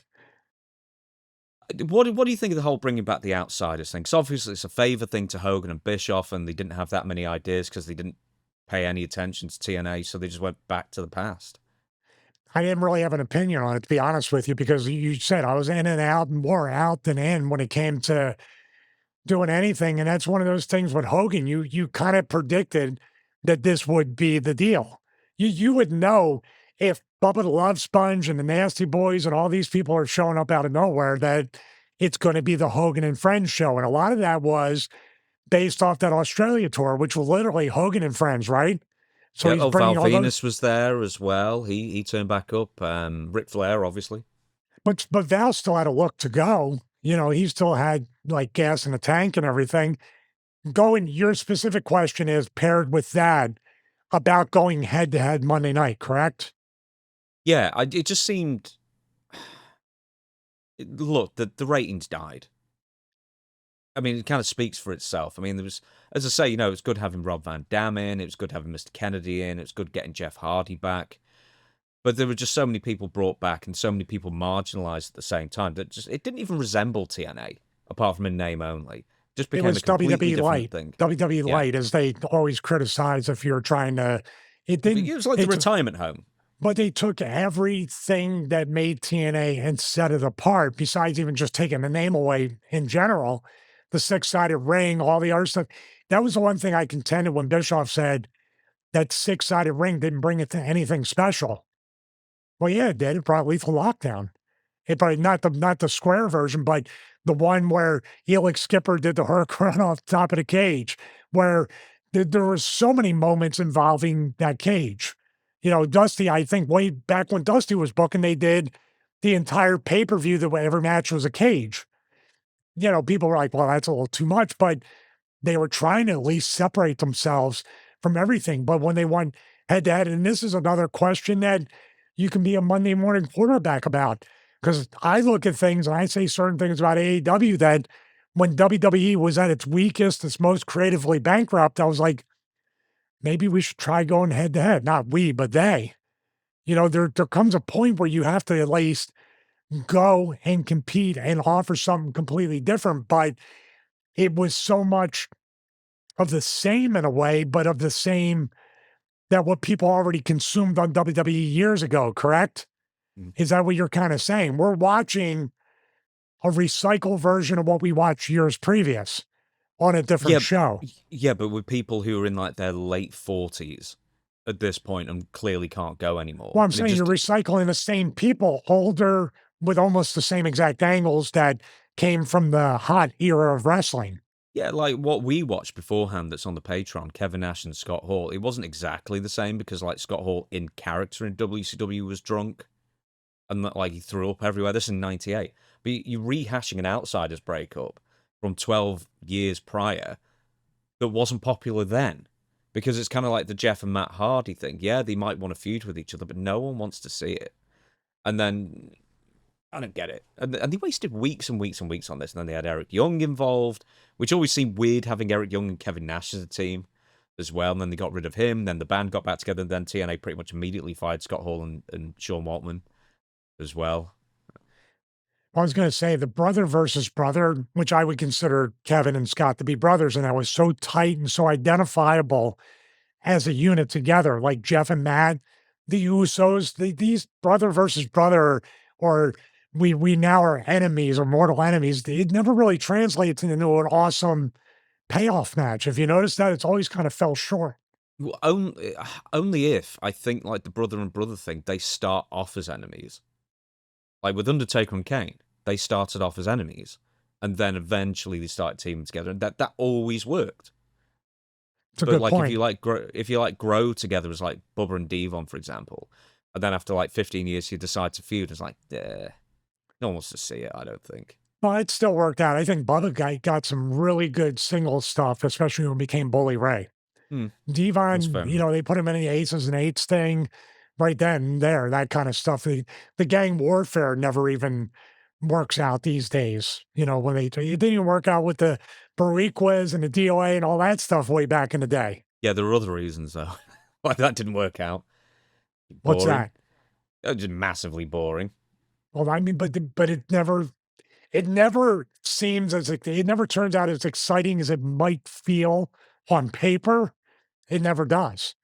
Oh, dude, it worked out the first few weeks, but then they just had the exact same matches with DOA and Los Boricuas. And, like, none of them had any personality either. So that was the Attitude Era version of the Chad Gable apology tour. They just kept doing it every single week. Yeah, every single show as well. Even the B shows, they just have it every single week. Anyway, we're going to move on to the news. I think we were going to talk more TNA, but I think we're like 1 hour 35 into it, so we've got to do some news as well. We'll pick up TNA quite soon after. I don't want to leave it too long because I do want to get to the EV2 stuff at some point, but also, there's just so much. Like, I couldn't believe that we hadn't done an episode on the WCW bought, takeover thing.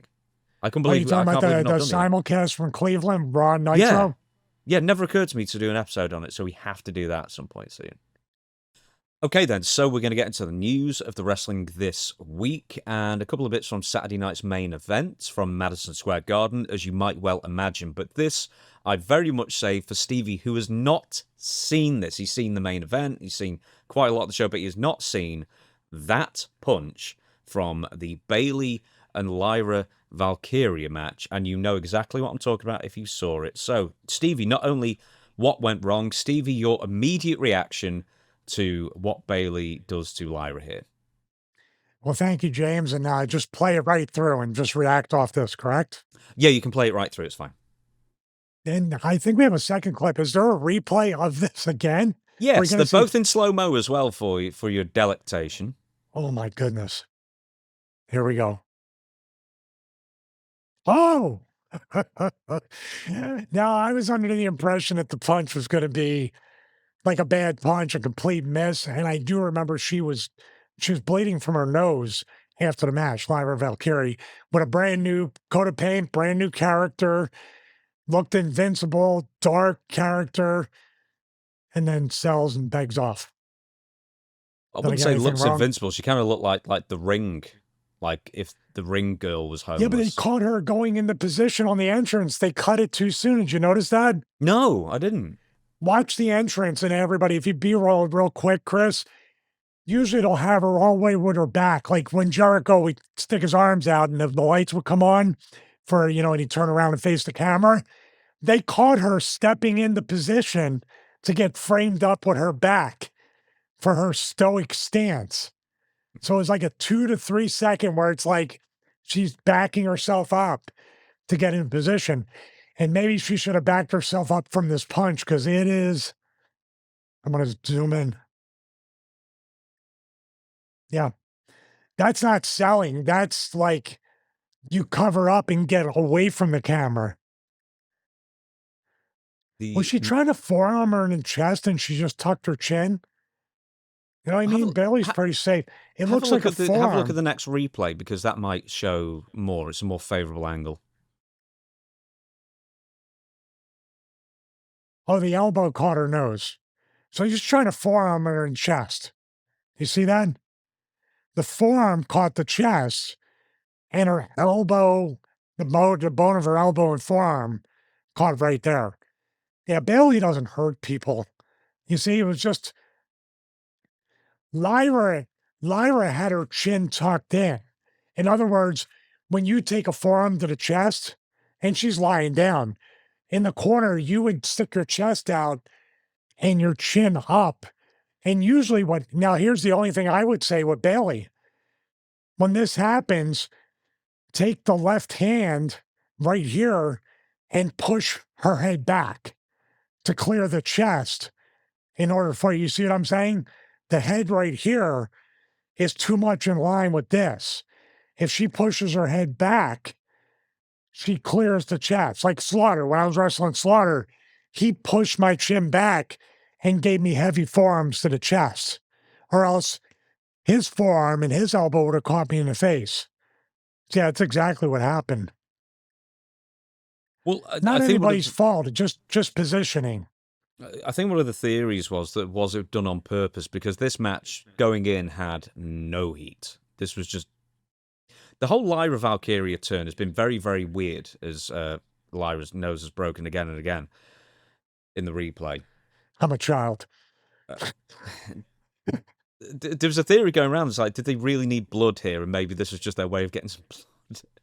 But it kind of looks like an accident from where you're sitting. No, it's 100% an accident because that's the key. This is where I would love to do the virtual wrestling school, but it's just it's so boring to most people. But looking at that and knowing everybody makes mistakes, Bayley didn't mean it at all, that's for sure. But these little fundamentals that get lost, like standing in the corner, I have no doubt 10 times out of 10, Bayley would push the chin back, hit the forearm. This is a little bit weirder of position, but dare I say it's a little bit nastier to push underneath the chin as she's literally on the mat and come way, way up from up high and hit her with a big forearm. After this, because I missed this at first, and I was wondering why there were some funny camera angles always focusing on Bayley, and then like the camera like turned a bit to the mat, and you could see not just spots, but almost like a pool of blood on the mat almost immediately. Her nose like was pouring blood, and then obviously it became apparent afterwards. Of course, there are 3 separate times, at least in the match, where the match stops dead, and then the camera just pans straight to Bayley, because they don't want to shoot Lyra whatsoever with blood. Now, do you think, one, the match could have been stopped? Because it seems that WWE were really looking for an excuse. And 2, why do you think they're so gun-shy with blood all of a sudden? Because you had people blading like a year ago, and it was fine. Then all of a sudden, you've got Bron Breakker, where they've retroactively blurred out the blood at Night of Champions. This is in New York, so I don't know if this is a commission issue or if it's a WWE or TKO sponsorship issue. But why are they doing this all of a sudden? Well, I have no earthly idea. And even Punk got hard weight in the main event. His nose got busted open, right? Right on the bridge. It feels like that they're getting, now this is just an accident, but it feels like all in all, they're doing a little bit more strong style stuff that's busting people open hard way and things that are going on. This is not an example of that. Why they're so gun shy about this, as they also own UFC and MMA and even slap fighting, which we saw Jake Hager. That was a scary, like fencing concussion. Why they're so like, I was gonna say they got a split personality when it comes to this, even within WWE. Like you said, didn't Punk blade at WrestleMania or yeah? I'm sure there's been some blading happening recently. I don't know if Cody has as well. So I don't know what's going on, and it could be commission, but commission, honestly, outside of that Shane Douglas thing that he tells the story in Madison Square Garden, the doctor, how do you feel, pal?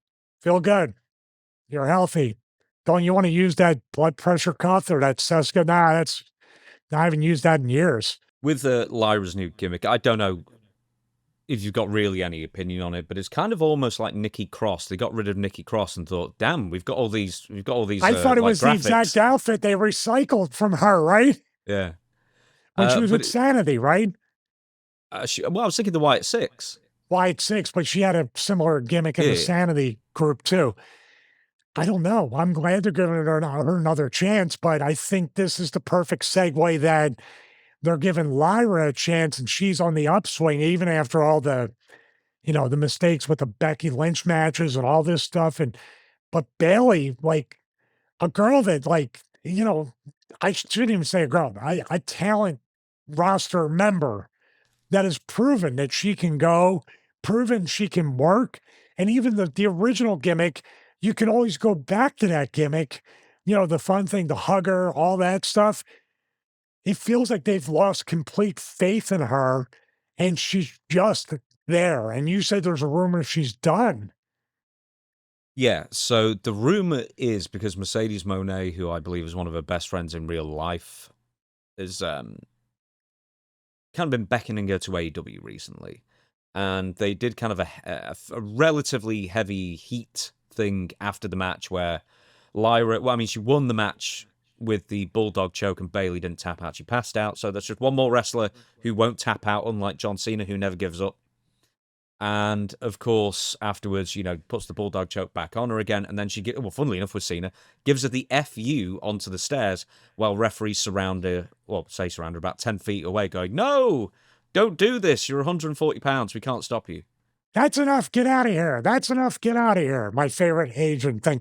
That's weird too. Like, there's more impact and there's more viciousness to holding that choke on the outside when you already beat her on the inside, but you just go back to it to choke her out. But then you follow it, even though it's on the stairs and it hurts like heck, you follow it with a wrestling move. Isn't it more vicious to literally just be on top of somebody that's already unconscious and refuse to let go? Isn't that a better visual on the out for heat? I mean, they're It's a all wrestling rhetorical moves, I question. It guess. is. Yes. Yeah. So now the rumor is this Bayley being written off, or is it almost like a Ricochet thing where they didn't know if Ricochet was going to re-sign or not, so they just had Bron Breakker destroy him outside just in case, and then it becomes the excuse, as the write-off, and then they go to AEW, or if they stay, they come back up at a later date. Well, is her deal coming up soon? And also, here's another thing, just another part of this. Are they done or not done, more specifically in this case, are they not done cutting talent's guaranteed contracts in half? Could this still be continuing? Could be. Fits the profile, someone who's been there a long time, probably on a high contract that they don't particularly see any upward mobility in, as you would say, creatively speaking. Do you think, I said this on Dutch's show, do you think women are more victim of this than men, percentage-wise? Because, they'll say victim, they're still getting paid. But, Charlotte, Natalya, Bayley, quite a few others, Oscar, quite a few of, like, the established really good women's wrestlers who can still go to this day. After, like, 5 years or maybe a bit longer or whatever, they have their run, and then WWE kind of just leave them at home. Or just don't have anything for them since. Yeah, I hate what they do. Remember I said they need to take just as much care creatively in the women's division, both to singles and the tag, as they do for the men, which you can argue they don't do a great job of that either. But the word I think of when I think about the women's division, whether singles or tag or whatever's going on in WWE in many years, is rotation. It's that old, if you're old enough to remember the Night Court episode where Bull the Bailiff goes into pro wrestling and there's an argument in the locker room, and I don't know why this always sticks with me, but the promoter comes in and says, we're going to make Bull the world champion. Then the wrestler on the bench says, well, it was my turn to be champion. Then somebody walks in and goes, no, it was supposed to be my turn next. And there's a big argument. Isn't that the women's division? It's her turn to get, it's like the worst elements of 50-50 booking. And usually now, the women especially get booked like, we call them the whoop whoops, like that tag team that had the vignettes in the nightclubs and stuff. What was the girl's name? See what I mean? They were champs. Not the Iconics or someone, is it? No. They were girls from NXT. One was like a gymnast or a volleyball player, and the other girl was, dude, that was Damian Priest's girlfriend that they were doing TikTok dances on there at one point. I don't know if it was girlfriend. What I'm saying is these girls won the tag titles like in their first 2 to 3 matches, maybe the first, and then they won like this. Motor City Machine Guns too, but the women especially get pushed and then get cooled off. And I got no doubt Jade Cargill is going to get cooled off big time, sent home, not on TV, and then she's back, as Michael called. Like, what? They just rotate them and nobody ever gets over, in a way of a long-term, like you said, Asuka, Charlotte, Bayley, back then, Naomi, before she got pregnant, Alexa Bliss, Mercedes Moné used to be Sasha Banks. There's a rotation, and then they get, all right, you're over. We don't need to do anything with you now. Old toys and new toys as well. Am I wrong? Yeah, I think that's the thing. They got to fix it, man, because these girls, I just say talent numbers, no matter what, male, female, young, old, whatever, the bumps and the miles, the hotels, the rental cars, the sacrifices are all the same. How they marginalize these people and the TKO or wrestling in general, they create their own reasoning for cutting the pay. Am I wrong? They set it up to say, let's sit them at home, and then we'll cut their pay in half. And by that point, they'll just be happy to get 50% of it. And maybe if they accept it, we'll make them WWE champion for a few days.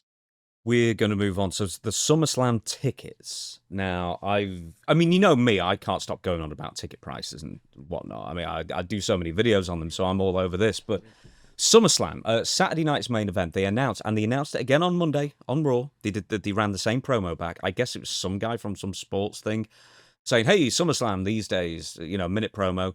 And if you use my code, you can get SummerSlam tickets for $25 a night. That's almost 1990s prices all of a sudden. They've gone from WrestleMania, where the buy-in price before all the discounts was $400 or something like that. And now for SummerSlam, just a few months later, they're practically giving them away at $25 each. How much do you want me to blather on before you take this over with If facts? I can just interject very quickly, wasn't this our idea about CM Punk going into WrestleMania? Like, who's this guy? Do you remember we said when Punk mentioned the high ticket prices and Pat McAfee before WrestleMania, and we were like, you got to use the code CM Punk, or make CM Punk the voice of the voiceless, the person speaking for everybody's personal economy. And now they're doing it with, you're like, who's this dude? You could have put it on a wrestler to make the wrestler the one that provoked the ticket sales, to put not the heat, but all the goodwill on the wrestler. Instead, you got some guy here. And now, no matter who did it at this point, what do you think's happening now? What do you think's going to happen in the Survivor Series when we get to a point 2, 3, 4 weeks before it? Ticket sales aren't there. Do you think people aren't going to wait for the $25 tickets again? You just opened up Pandora's box. Everyone sees it, though.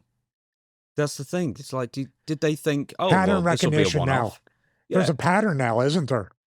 Yeah, but I don't even think this was probably the first discount for SummerSlam. They didn't do anywhere near as many as WrestleMania, I know that, but it goes with the Club WWE thing. Like, really, the only benefits, if you want to call it, is like a small discount at the merch for the shop and Fanatics.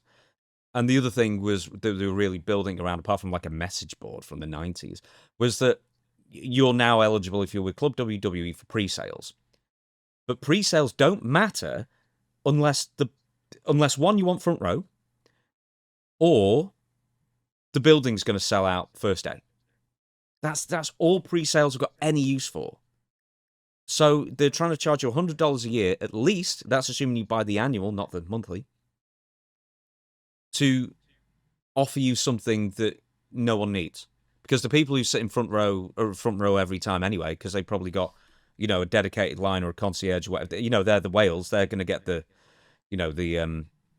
preferential treatment, of course. I mean, they pay that much money. They've earned it, if nothing else. Well, unless you're ATV Karen at WrestleMania, then she doesn't feel like she got treated. Hey, let me ask you this, dude. With that, did you sign up for Club WWE? I remember on your clip you said you were thinking about doing it. Yeah, I tried to. And you go on the website and it still says, please register your interest. I did that yesterday and it still says, and it said from Friday you can sign on. So this is like the ticket version of the John Cena Classic. Like, where did it go, right? Where is it? Dude, that whole thing, and they're pulling the old $10 a month and it's $120 for the year, but you could save $20 by doing the annual one, right? Is that what they're doing? Yeah. But I said that, like, with the I'm trying to see if they sent me any emails. The WWE thing. These are all from yesterday. Oh, goodness me. Is it in spam? I'll figure that out afterwards. No, I don't. I'll go on it again, but I tried to sign up for it, and with my junk email, obviously that's why I don't check it. But I just if they give you 10% off T-shirts, like, okay, well, you got to buy 35 T-shirts to make your money back, which no one's doing, I don't think. And then the pre-sales are like, there's no value to it. And then the John Cena Never Seen 17 collection, and then they briefly showed the merchandise. It looked terrible. Like, it looked like the tattiest stuff that they dragged out of the fire. Out of the, Wait a minute, they have a John Cena shirt that says "Never Seen 17." Obviously, World Championship. Yeah, but unless it's the press release where they just called it the Never 17, they just forgot the full name of it and didn't write it down. Well, Never Seen. It was like, you can't see me 17, but it's never. We'll never let him win a 17th title. I don't know how many he won. Maybe it was 17. Well, I didn't think we'd ever see the merchandise they've been talking about for that long. But anyway, the SummerSlam thing actually does have, in a sense, a happy ending, because and I checked it this morning. The $25 offer, so 4 days earlier, they were tracking it, let's say, for Saturday, let's say 23,000. Let's round it up for the ease of it. In the 4 days since that number was last released, they've sold nearly 4,500 extra tickets in 4 days. So I said on one of my videos, if they still don't sell tickets, that means it's just a terrible card no one wants to see. This is telling me, whether it's the greatest card or not in the world, that the ticket prices were either, one, a huge barrier, or that everyone was just sitting back and waiting for them to be heavily discounted. Either way. And it's probably the latter. Yeah, I would agree with that. Now, 4,495 tickets times $25 brings in another $112,375. Not chump change by any, and plus you get people in the seats. Here's 2 questions. Number 1 question is, obviously, now the pattern has been exposed. Now they have to either lead with affordable ticket prices to sell out that day to justify Club WWE pre-sale benefits and perks, right? That would be the way to do it. Number 2, how do people feel who paid exorbitant amounts of money or more than $25 for their seat? Will people ask for a refund and repurchase They with the can't. code? Have you ever tried to refund a ticket in your life? But you understand what I mean. They won't give you a ticket refund for anything unless the act died. Okay, but fool me once, right? Now are these people going to wait, like you said, say, you're not going to get me again, brother. I'm going to wait for the $25 tickets, or maybe they're going to lower them to $20 the day of, or 15, or maybe they're going to paper the town the day of. I think they will. I think it's going to be like the Nitro era again. I think they're going to paper the town just to fill the seats. They have released more seats, so I think WWE are confident enough, because they only released almost like, it looked like a quarter, like 1 quadrant of the stadium practically, and now they're releasing a few more blocks here, there, and everywhere. But man, it's like 2 days as well. 2 days is a big old. Now they got to stop 2-day pay-per-views outside WrestleMania. It's stupid. Okay, it's right. Really stupid. Why? It's just, the overarching theme of what we talked about. Dude, I wasn't joking. I didn't know Saturday night's main event was this past Saturday, because almost every day there's something. It's not special anymore. What do you anticipate? Nothing. Then you got to fill up. There's not enough matches I don't care what Bruce says. There's not enough matches on one night. Now you have 2 nights. It almost feels like what exactly it is. We'll maybe give you 6 per, but we're going to still shoot for 4 to 6. You're milking everybody and extending what's essentially used to be 1 night of pay-per-view matches and extending it over 2 days. Where you can have 1 pay-per-view and still have NXT, AAA, Evolve. You can fill that weekend. But it feels like, which is exactly what it is, we're milking it. And I have no doubt if they could do 3 days, they would do 3 days. But they have SmackDown they can do live from the arena or whatever they want.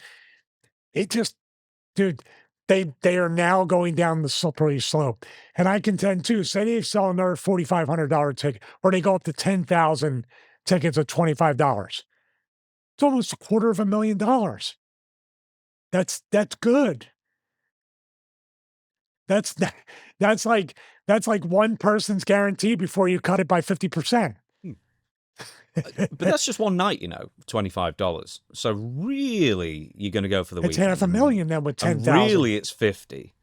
Yeah, $50 plus taxes and fees, which will probably double it to nearly 100. But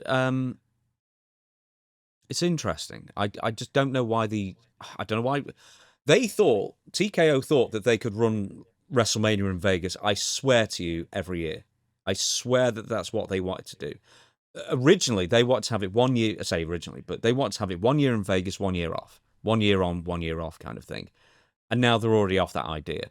Obviously, with Saudi Arabia paying so much money as well. The other thing, this is just a bit off SummerSlam, but now they're doing in New York in one of the annexes of the Madison Square Garden complex. They're going to be doing watch parties. They're going to have NXT. They're going to have AAA there as well. They're trying to do everything to have a US presence for the Saudi Arabia WrestleMania. But apparently there are going to be more watch parties elsewhere in the country, and I suspect very much the next one's going to be Florida, where AEW is probably going to be trying to run their own show. So I'm wondering if this is like an AEW thing that they're trying to counteract before they even know it's happening. Do you think that people are going to be like still visibly just kind of like, no, if you don't want to do it, like people in England and Europe are mad that they didn't get a WrestleMania before Saudi because they just sold out for that, for the money. But do you think people in America may say, I'm going to set this one out. I'm not going to watch party or whatever it is.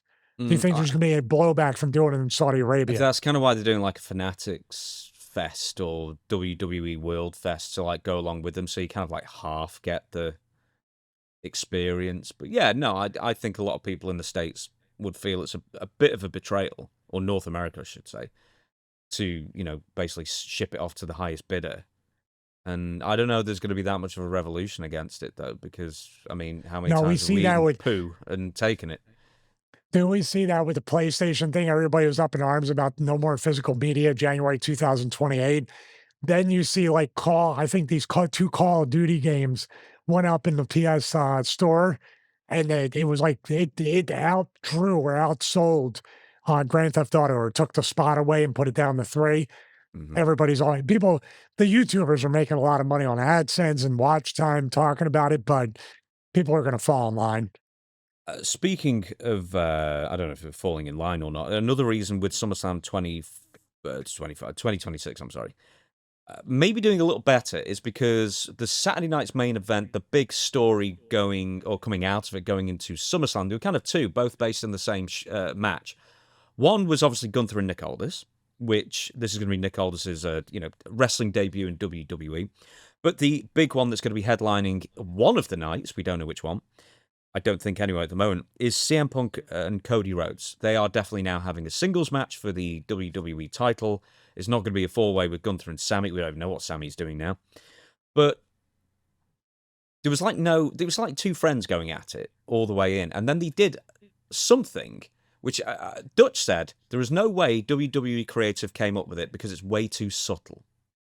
And it's essentially when Cody and CM Punk are cheering in the ring, their arms raised, and then CM Punk puts the belt over his shoulder and then clips Cody in the eye with it afterwards. And that's it. Then they do the post-show, almost like, the fan phone kind of thing from the socials, where they film them arguing backstage. Then they have a confrontation the next day at this fan fest thing as well.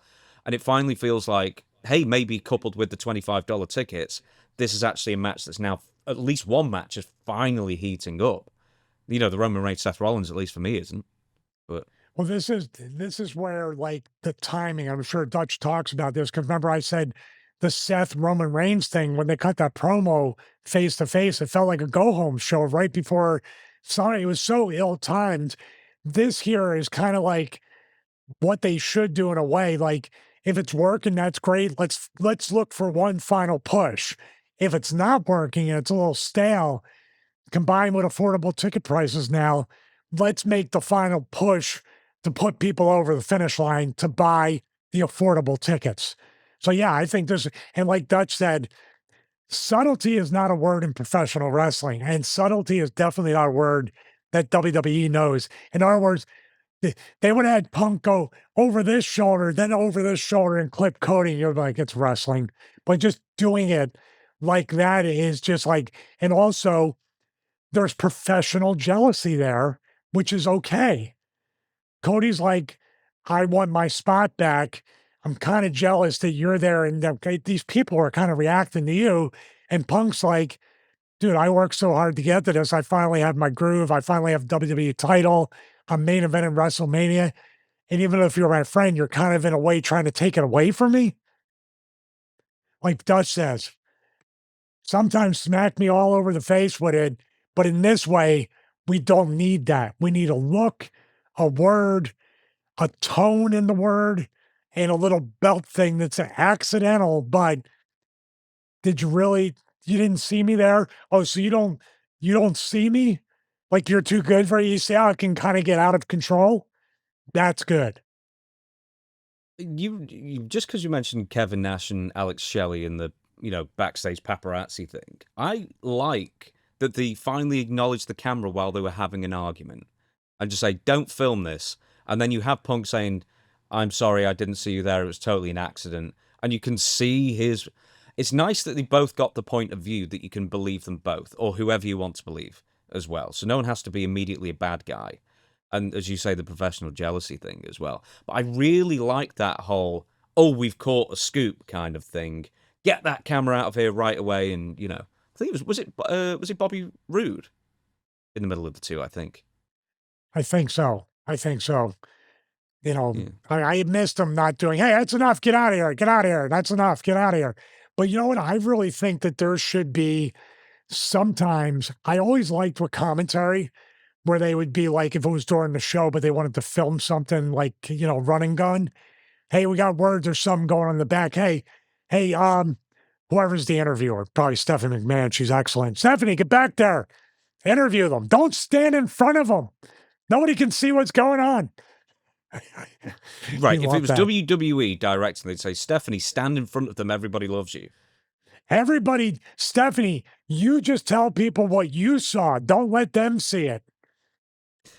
Are you tired of exciting backstage segments? Then we have something for you. Yes, step more me. What am I doing this for? Do you? I thought it was interesting that they did the first bit of like proper physicality, not on Raw or SmackDown, or where it should be SmackDown actually, because they're both on SmackDown now. But I thought it was interesting they did it at this fan fest thing, or essentially they called it the SummerSlam opening show, which I don't. I imagine it was in the same place. But I thought it was interesting they didn't do it on TV. Now they're obviously going to replay it a lot. But where do you stand on that?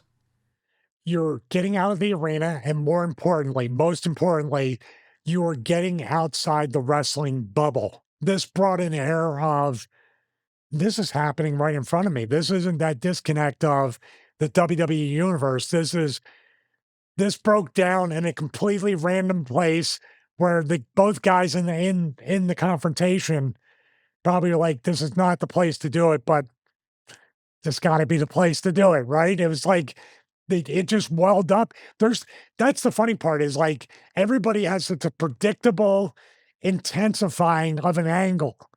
Sometimes it's just going to happen in the worst place. Sometimes it's going to happen even though let's wait to make money. I don't care. I'm just mad now. I can't control my emotions. You see what I mean? That's the unpredictability of that. And it opens up the whole world. So now when we have appearances, guess what people are going to do? Show up. Is something going to happen? And you don't want it every single time because WWE will have a fight at every Comic-Con now. They'll beat you over the head with it. But you need to have, probably the best one I've ever seen from a physicality standpoint, and I know Cody and Punk have seen this, Sting and Rick Rude at the press conference. Oh my God. Man, that was a real fight. I know they said we're just going to lay it in, but man, like if Rude worked on like that in the ring, I would say I never want to work that guy because you saw the Rick Rude to street fight. That's what I saw. And that's what it reminded me of. And even then, like, people in that trying to get the camera over top as they were dogpiling each other on the floor during that, with Sting and Rude. Awesome stuff. We've got 2 more SmackDowns until SummerSlam. How would you hammer home that this is a big match and kind of keep it?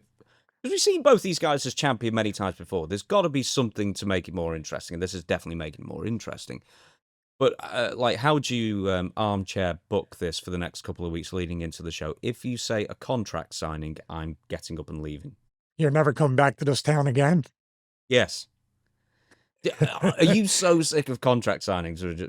I'm beyond sick of it. Dude. You know what I want to see? I would love to see if they wanted to fill both weeks. It's hard without physical confrontation. They've already got that. I would do the split screen type thing, and then maybe a sit down face to face the week before to discuss, maybe get a little bit personal in both of those, or have them both like, remember Punk and Austin did the video game thing with Jim Ross in the center and they kind of just talk to each other. I like that.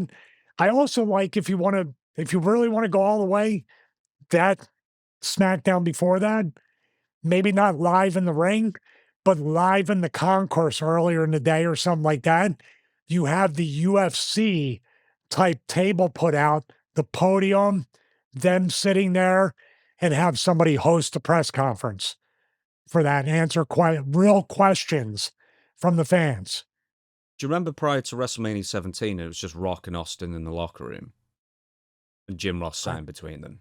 Yes, I do remember that. I That happened. really liked that. That's And probably then, where you know, Punk and Austin got the idea to do the same thing. yeah. Do you think something like really monumental needs to happen in this, or do you think it's just going to be a handshake at the end of it? Because like I think a lot of people said, "Man, I'd love to see Cody be the bad guy again." And is this the time? Well, I don't know if it's ever going to be the time because Cody doesn't seem like he wants to be a heel, and he's had the title 3 times, and he's not stale. You might think he's stale, but the people still love him. To carry 3 different WWE title reigns as a true babyface. See, Punk's a tweener. Punk's interesting because he's still very polarizing, especially if you go to a hotel. He's very polarizing. But Cody is really just universally loved. After 3, the people are not tired of him. Casuals, even some hardcores. And Cody always delivers. So I don't really have an answer. You know what the easy answer is? Punk turns heel. Punk becomes corporate man Punk. And Triple H is his advocate. He's, I don't know. Yeah, I think that ship has sailed a little the bit ship now. has sailed, but you know what? As Dixie Carter would say, you got to make the boss happy. Maybe there's some wine tasting going on with Triple H, or or maybe they're going to the juice bar and having protein shakes, and he's being wined and dined that way. Maybe The Rock can come back and like tell him to dude, turn bad guy. he's Then almost never come back again. blacklisted. Dude, I think he is going to come back. You think? There's been all these hit pieces on how that live action movie bombed. Oh, they look like they're setting him up to fail in Hollywood. Do you notice him being on a downtrend right now? Yeah, well, I don't know when. Like, I think the last big hit was that Christmas one with J.K. Simmons. So I know, Red but that One. was like straight to streaming. But yeah, I could see The Rock coming back sooner or later. But like, I think he's got commitments to like some weird gangster thing in Hawaii. He's got another film already as well. He's not going to come back full time ever. And I think it's a massive shame because like, how many? He clearly loves acting more than wrestling. I get that, but like, he goes on about how much he loves wrestling all the time. It's like, dude, you can show it once a year. Come on. Well, you know what? If The Rock comes back, there's always a chance your favorite superstar, I think it was in the Odyssey. Travis Scott, yes. He's coming back. Was he in the Odyssey? Somebody said that. I didn't watch it. I mean, that'd be awesome if he was. Just in one of my group texts, everyone's been saying we're going to go see the Odyssey tonight, and I was like, yeah, not for me. So, but getting back to that with Cody and Punk, guess what though? Guess what this does? I know we're not allowed to speculate. We're not allowed to ask what's going to happen or ask questions, but there's intrigue and anticipation mixed now with a little bit of stinking edge on this because it's getting chippy, right? You pair that with affordable tickets, and I think WWE's on the right road no matter what happens out of the main event. Okay, here's the big question then. 1, do you have them brawl beforehand? Or 2, do you have them touch beforehand? Or 3, do they not touch at all before SummerSlam? They do not touch at all. Is my guy. I'd rather play it on the safe side. You're talking about safe? Play it safe, WWE, with this. Do not have them touch. Because there's already been 2 confrontations, an argument and a confrontation. Once they touch and you get part of the intrigue and anticipation is this. What's the physicality going to look like? What's the buildup? They could try to out-wrestle each other, James and everybody watching and listening, and it builds up the animosity. Then we start to see according to so you have to go into this match with this. If they want to be fair and want to be open-ended with this, you have to go into this match saying, we have 2 different matches, one different format or one format or blueprint. But the thing that's going to move the needle this way or this way is who's the babyface, and who's going to be heelish in this match. That depends on the crowd. Look at Rock and Hogan. Pat Patterson had a good instinct that they're going to cheer Hogan, not The Rock. Even though they literally hit him when he was in an ambulance and used a semi, if I remember correctly. Mm-hmm. But they still had an idea that Hogan, but I guarantee you there was a way. What if they do boo Hogan and cheer Rock? Let's reverse the roles. Do you see what I'm saying? They have to go in with plan A and plan B with that. What's going to be like? Before we end, there's one more thing I want to bring up from Saturday night's main event once again, and this was the final segment. And boy, what a long segment it was. I think it was 23 minutes or so, all told. This was Jalen Brunson, who's the captain of the New York Knicks, who won the basketball title, the world. Well, actually, Danhausen won it for him. That is true. Anyway, and then Roman Reigns is joined by him, then they do this intro. Okay, just talk us through the entire thing, please. Well, basically what we did was, I think Saturday night's main events or just events that take place in New York City, there's a direct connection, especially to the New York Knicks, the NBA team, because they've been on a lot of Raws that were in the Garden. Am I remembering this correctly? Mm-hmm. There's always been that crossover with them. They somehow, because I saw past episodes where they did make appearances and they were involved, I thought they were vanilla and uninspired and unemotional in those. And then these people on Saturday night's main event said, if you thought they weren't excited, watch us, pal. It just felt like one example is Roman Reigns is getting beat up and the guys in the corner still holding his replica belt, just watching. Now, as much as some people would love to see one of us get beat up and the other watch, I doubt we would just stand there holding our replica belt going, that's interesting. It's not my spot yet to get involved. And it just, even the guy with Danhausen did a really great job. I loved it. But all these basketball players looked like they would rather be somewhere else than this ring on this very night. Am I wrong? No. Is it even worth mentioning the Stephanie entrances was again? excited to interview Obafemi. Do you know at the end? Do you know at the end that Stephanie? We'll get back to the thing. It's like, what's your opinion on Nick Aldis? This is what Joe Tessitore asked Stephanie McMahon. What's your opinion on Nick Aldis getting involved in the main event and costing Gunther the match? And Stephanie said, I have no opinion. She couldn't even formulate an answer for that. Have you an opinion on that? An opinion on her non-opinion? Yes. I don't know. Are they trying to plant a seed to say Stephanie is going to get involved with this? It's very random, or maybe not so random. We're backing up to the opening segment. It's very random, but maybe not so random that she just interviews Obafemi out of nowhere. Is she going to be involved in this somehow? And then saying, I have no opinion. Dude, that's two seeds that might be planted that make absolutely no sense. Have to be. Are you tired of things that make sense? Well, speaking of not making sense, Jalen Brunson, as you rightly said, let's get to the entire segment here. Jalen Brunson and Roman Reigns, they take, I think, 10 minutes to get to the ring.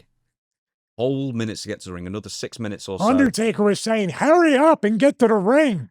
Dude, did you see the John Cena thing at the Fanatics Fest? He did Roman Reigns' entrance. Like, loads of celebrities were doing the entrance thing and people who paid to do it. And John Cena did Roman Reigns' entrance, and he made sure to spend 5 minutes barely moving. And that was the entire joke. And still Roman Reigns and Jalen Brunson took longer. 10 minutes of just sounds like a rib and a ring. receipt. Sounds like a rib and a receipt, but the fans got receipted on a 10-minute entrance. Well, do you know what? Here's the interesting thing, actually, because you can say how boring it was. It took like 18 minutes before or 90 minutes before anything happened whatsoever. We'll get to Jalen Brunson in a minute, and Tyrese Halliburton. But the crowd loved it. But it's a New York crowd in Madison Square Garden. It seemed like this is the kind of thing that should have happened on a house show. You just described most of what I saw on Saturday night's main event that involved these NBA players. It felt like house show, local DJ, high school principal being involved, or local sports star. and just gets to it. Now, I'm not going to say that it didn't work, especially with Danhausen. See, the connection to the Knicks is Danhausen. It's been on mainstream media. But once again, WWE goes, instead of making the Danhausen thing special, crossover, all this stuff, they literally just jammed it all in and beat you over the head with it. And now you can say on ESPN, which is bought and paid for, all these different sports outlets, oh, look at all the NBA players. Oh, here's my question to you, and we'll come back to this question at the end. Is it not beneficial to have this mainstream crossover anymore? Did one person say after seeing these NBA players interact with WWE people, I'm going to start faithfully watching WWE programming now? I wonder. Well, this is the thing. This is with the TKO people. I think they genuinely think, with the Mark Shapiro quote, as we keep going back to, hey, you don't like all these commercials, you don't like all these celebrities, I know we're going to run off some of our long-term fans with this. We'll just make new fans. And they genuinely think this is how they're going to make new fans. They're going to... Nobody doesn't know what pro wrestling is of a certain age. And for the most part, people think it's stupid and they won't be interested. It's as simple as that. You're either receptive to it or not. I guess it's like comic books or something like that. But that's my know? question. Okay. Going with sorry to interrupt, to go with the Stephanie McMahon thing. When I was with the company, that pre-tapees, as I call it, that language where you say your name and the person or person's name at like a ad nauseum, right? One of my pet peeves of all that. I think if two guys or girls are talking or anybody's talking and it's intriguing and interesting, you will stick around to see what comes next after the commercial. That's my thought. Not saying the names and not speaking naturally, talking. But Stephanie, and I think Vince, but Stephanie is the one that conveyed it directly to talent. And I heard it where she said, what if John Smith or Jane Smith are turning on the TV for the first time ever, like they've never used a TV for 30 years. And what if they tune in and they have no idea who these people are? We have to let them know. Where my dumb self actually countered and said, well, there's no curiosity in that, right, Stephanie? It's normally, if two interesting characters are talking larger than life, I'm going to say, who are these people? That's a good question, right? Not like, who are these? Man, who are these people? And what's going to happen next? I stick around. And she said, quite frankly, Stevie, you don't know what you're talking about. And I said, understood. I think that's one of the dumbest tropes in pro wrestling. I, Stevie Richards, and you, James Romero, together, I, Stevie Richards, and you, James Romero, will go and we will talk about the WWE and Stephanie McMahon, but you, James Romero, will play the bad cop, and I, Stevie Richards, will be the good cop. Now, you don't like me, James Romero, and I don't like you, but let's go out there and win the tag titles. That's my second favorite. Yeah, do you know what really turns people off is bad acting or forced dialogue? Like, why can they not explain the downfall of wrestling? Yeah, but like that's why I skip every backstage segment pretty much unless it's really important, because it makes me cringe so bad because no one can act, and even like Paul Heyman, who can act, I'd skip his for the most part as well because they think the fans are stupid. They think the fans are stupid and they're not going to get it. Some stuff needs to be spoon fed. I give you that. But not like... No. Listen. It's like watching the Avengers Doomsday trailer that just came out. It's got like 60, 70 million in less than 24 hours. And Thor basically show don't tell. The end of it spoiling the trailer.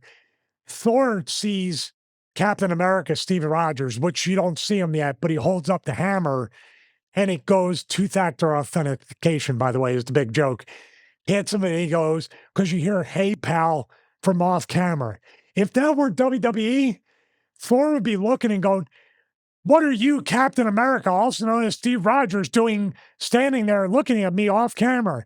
Hey, Thor, you have a hammer and Stormbreaker. What are you doing with both? Hey, Steve Rogers, Captain America, I'm going to hold up the hammer and I'm going to see if you're still worthy, if you are still Captain. Dude, am I wrong? It's mind-numbingly stupid.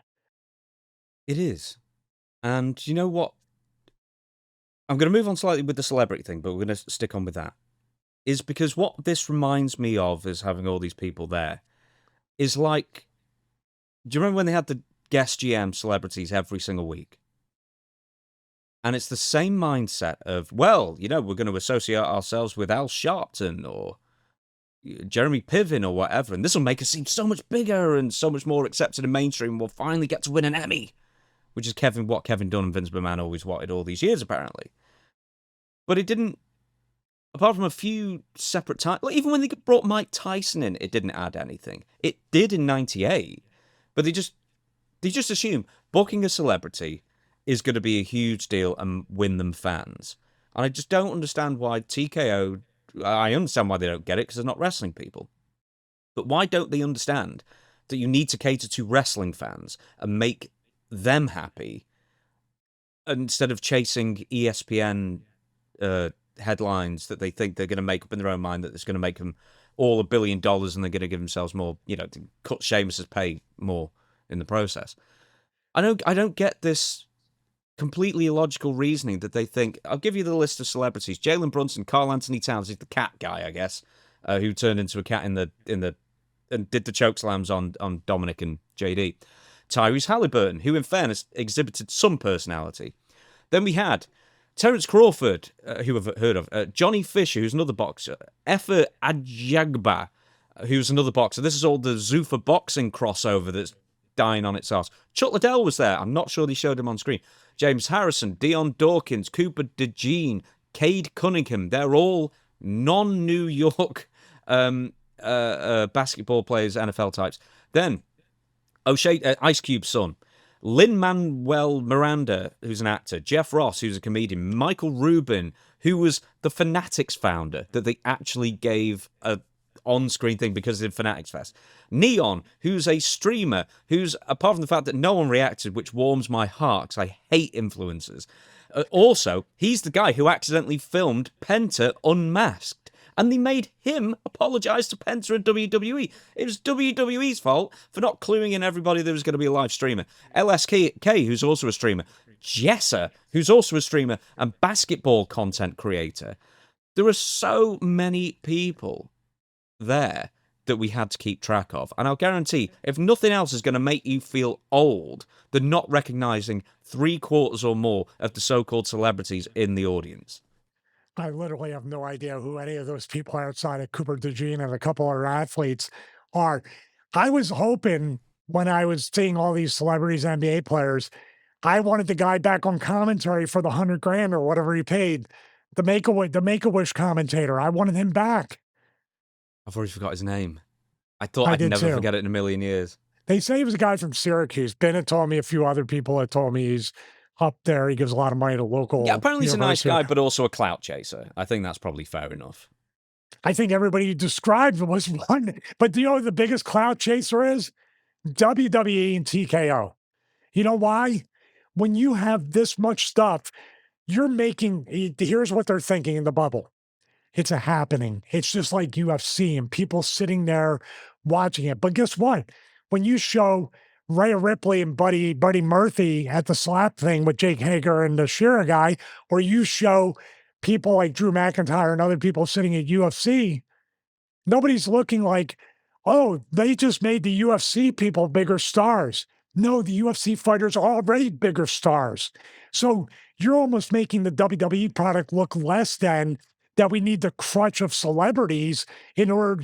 The real stars in the bubble, the biggest stars in the bubble, are your superstars. They have it backwards, don't they? Dude, Obafemi in the crowd, he got the biggest cheer. Yeah. Everything else was all the basketball players. Yeah, I mean, maybe apart from a couple of the Knicks, obviously, because like the guy who came out the cloning machine got a great cheer and everything. And but you see, that a bit. Great point. You know what I was going to say? The only person that has ever interacted with one of these celebrities or NBA players recently with this that has gotten more over by doing it and actually got them over in a way is Danhausen. It's fun, interactive, back and forth. I can see Stephen A. Smith, the people on First Take, everywhere he goes, they're playing into the act. I've never got it to where like stupid wrestling. Stephen A. Smith's grilling Danhausen on the curse and saying, he was actually asking him my curse and all. It never felt like they were insulted. They were playing along and having fun. And I think they were getting everybody over. It's such a sweet spot to get that way, but everything else feels like, is Seth Rollins and Jalen Brunson really going to fight? Is Jalen Brunson going to take a bump when he has a broken wrist? No, he's just going to stand in the corner and watch his best friend, who he spent 10 minutes with on the entrance, get his butt handed to him. And say, that's interesting. Yeah, let's talk about the last few minutes then. So Seth Rollins' music plays, Tyrese Halliburton walks out. He plays for some rival basketball team, I understand. Now, just to stop you, on an episode of Raw, they did a great job with that. I forget who it was, but they had a guy come out from an opposing team, I think from the Celtics or what. I don't know what, it might have been New York, but it was a Boston guy. It was a rival basketball player. And dude, he riled that. He was a heel. He did a great job with it. So we do have the Bad Bunnies of the world and other people to do it. Logan Paul, who's just a wrestler now. We can talk about celebrities. He's not even a celebrity anymore. He's just a wrestler.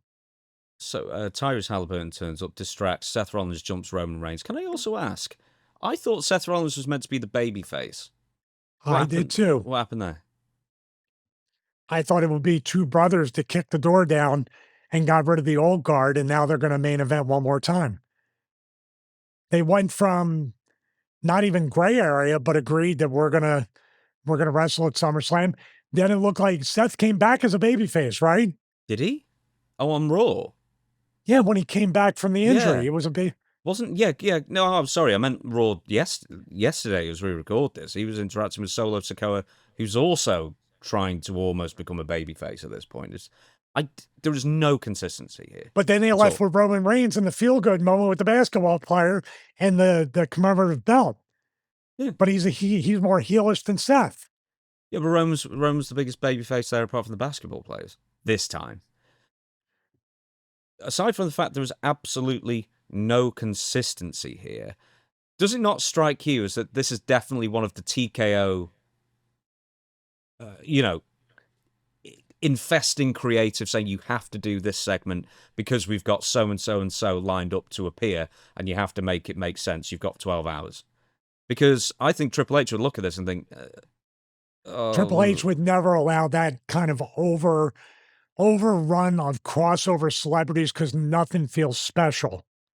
No, Triple H and any wrestling booker, a Dutch Mantel wouldn't do that because, but Danhausen's been cursing other teams and the Knicks won the title. Isn't that supposed to be somewhat of the focus for this? Or but it's not even that. It's like, right, we've got 23 minutes. We've got to make the biggest deal possible. And also Seth Rollins has to be a heel, do a really bad guy thing on this one episode. And then we can revert to what he was doing before on Raw. It's like the Pat McAfee thing. Right, we've got to change everything to now suit the celebrity or the celebrity involvement. And then when he goes, we can revert back to whatever it was. So there's now no consistency. Well, there's a saying in wrestling that less is more. This is definitely more is more or less. I can sum up Saturday night's main event. Like you said, weak card, really good show. I believe it was in your review, right? You said weak card, but good show. It was a decent show. Yeah, I wouldn't say it was amazing. I thought that the women's matches were just there. The Danhausen thing was complete over-the-top ridiculous. But once again, it's like he doesn't miss. Does Danhausen. Nope. And the main event wrestling was really good, and then the Roman Reigns segment was laborious. You want just metaphorically what I think of this show to be? This is the world's biggest and most expensive Saturday afternoon birthday party for TKO. Do you think they wore hats? I can imagine them all wearing little pointy hats and high-fiving each other. It's like, this is going to be the ESPN moment, guys. Happy birthday, Mark and Emmanuel, or Harry Emmanuel. Happy birthday. You've been a good little boy. Here's your $39 million bonus. Treat me like that. There's one more thing about the celebrities. Tom Brady. They showed a brief segment of him slapping Logan Paul. Now there's this thing of like, will Tom Brady come in? as an opponent for Logan Paul? Will he do a match? Will he have any more real association? Will he even turn up on WWE TV? But they seem like they're going that way. And Tom Brady, even I've heard of him. And that should say all you need to know. It's like one of 3 NFL players I've heard of. Just because obviously NFL is really only massively big in the States and maybe a few other countries, really. But he's still that big of a name that he almost doesn't quite, but almost transcends that. Is he the kind of celebrity you really should bend over backwards to bring in? Yeah, in theory, you should, but at the same time, Tom Brady. He's very protective of Brady. Tom Brady. The Patriot gimmick, he was very, very... Yeah, he's very protective of that. He was very protective of that. Tom Brady is very protective of his brand. Would this hurt Tom Brady's brand or be silly, or is it just, Gronk said he had fun, so let me go in and have some fun? Can he wrestle? I don't know. I mean, I don't have pliability training you can do in order. I'm a band. I work out with bands. But then again, what can you do? I could see him managing somebody against Logan Paul and having very, very limited physicality with that. Do you think that Saturday night's main event was setting up Tyrese Halliburton and Jalen Brunson to be seconds for Seth Rollins and Roman Reigns? Because the news is that they're going to have no more association. They looked like they wanted that night to be over. They just wanted to get out of it. Jalen Brunson's apparently a big fan as well. I know, he didn't come off like a fan in this. Maybe he came off like Pamela Anderson when Shawn Michaels won the Royal Rumble, and nobody was really clued into the fact that Pamela Anderson was acting disgusted, that she had to manage Shawn Michaels, and she just looked bored. She wasn't as bored as Mike Tyson at that AEW TV where he fell asleep. Is that one? Or who's Dennis Rodman who fell asleep during that match? Which match was this? Dude, it's one of the one at AEW. No. The Karl Malone one, WCW. He fell asleep. Oh, that was a really good one, though. Yeah. Still fell asleep during it. I'll tell you what, Karl Malone he doesn't get enough credit for what he did and what he learned and how he performed in WCW. You have to put... Even McMichael had his spot, but then Kevin Green came in. There was a lot of great that they could do it, but there was I don't know what the sweet spot is. I'm not going to pretend I know how much is the perfect amount of mainstream crossover. And I think we're in a very weird spot with that where it doesn't carry the weight anymore. Do you agree with that? No. Not long term, maybe that one night. Has WWE gone up in people's estimations, or has other sports gone down? See, that's the Tom Brady question. He helps their brand, how much we don't know, and how, if it's temporary, just that night or a long term. But there's definitely a chance that being involved with, as people would say, stupid fake pro wrestling could hurt Tom Brady, which I'm just looking at him like, how much money do you need, dude? Because I'm sure it's not millions. It might be like a $10 million type thing for him for one night or a couple appearances.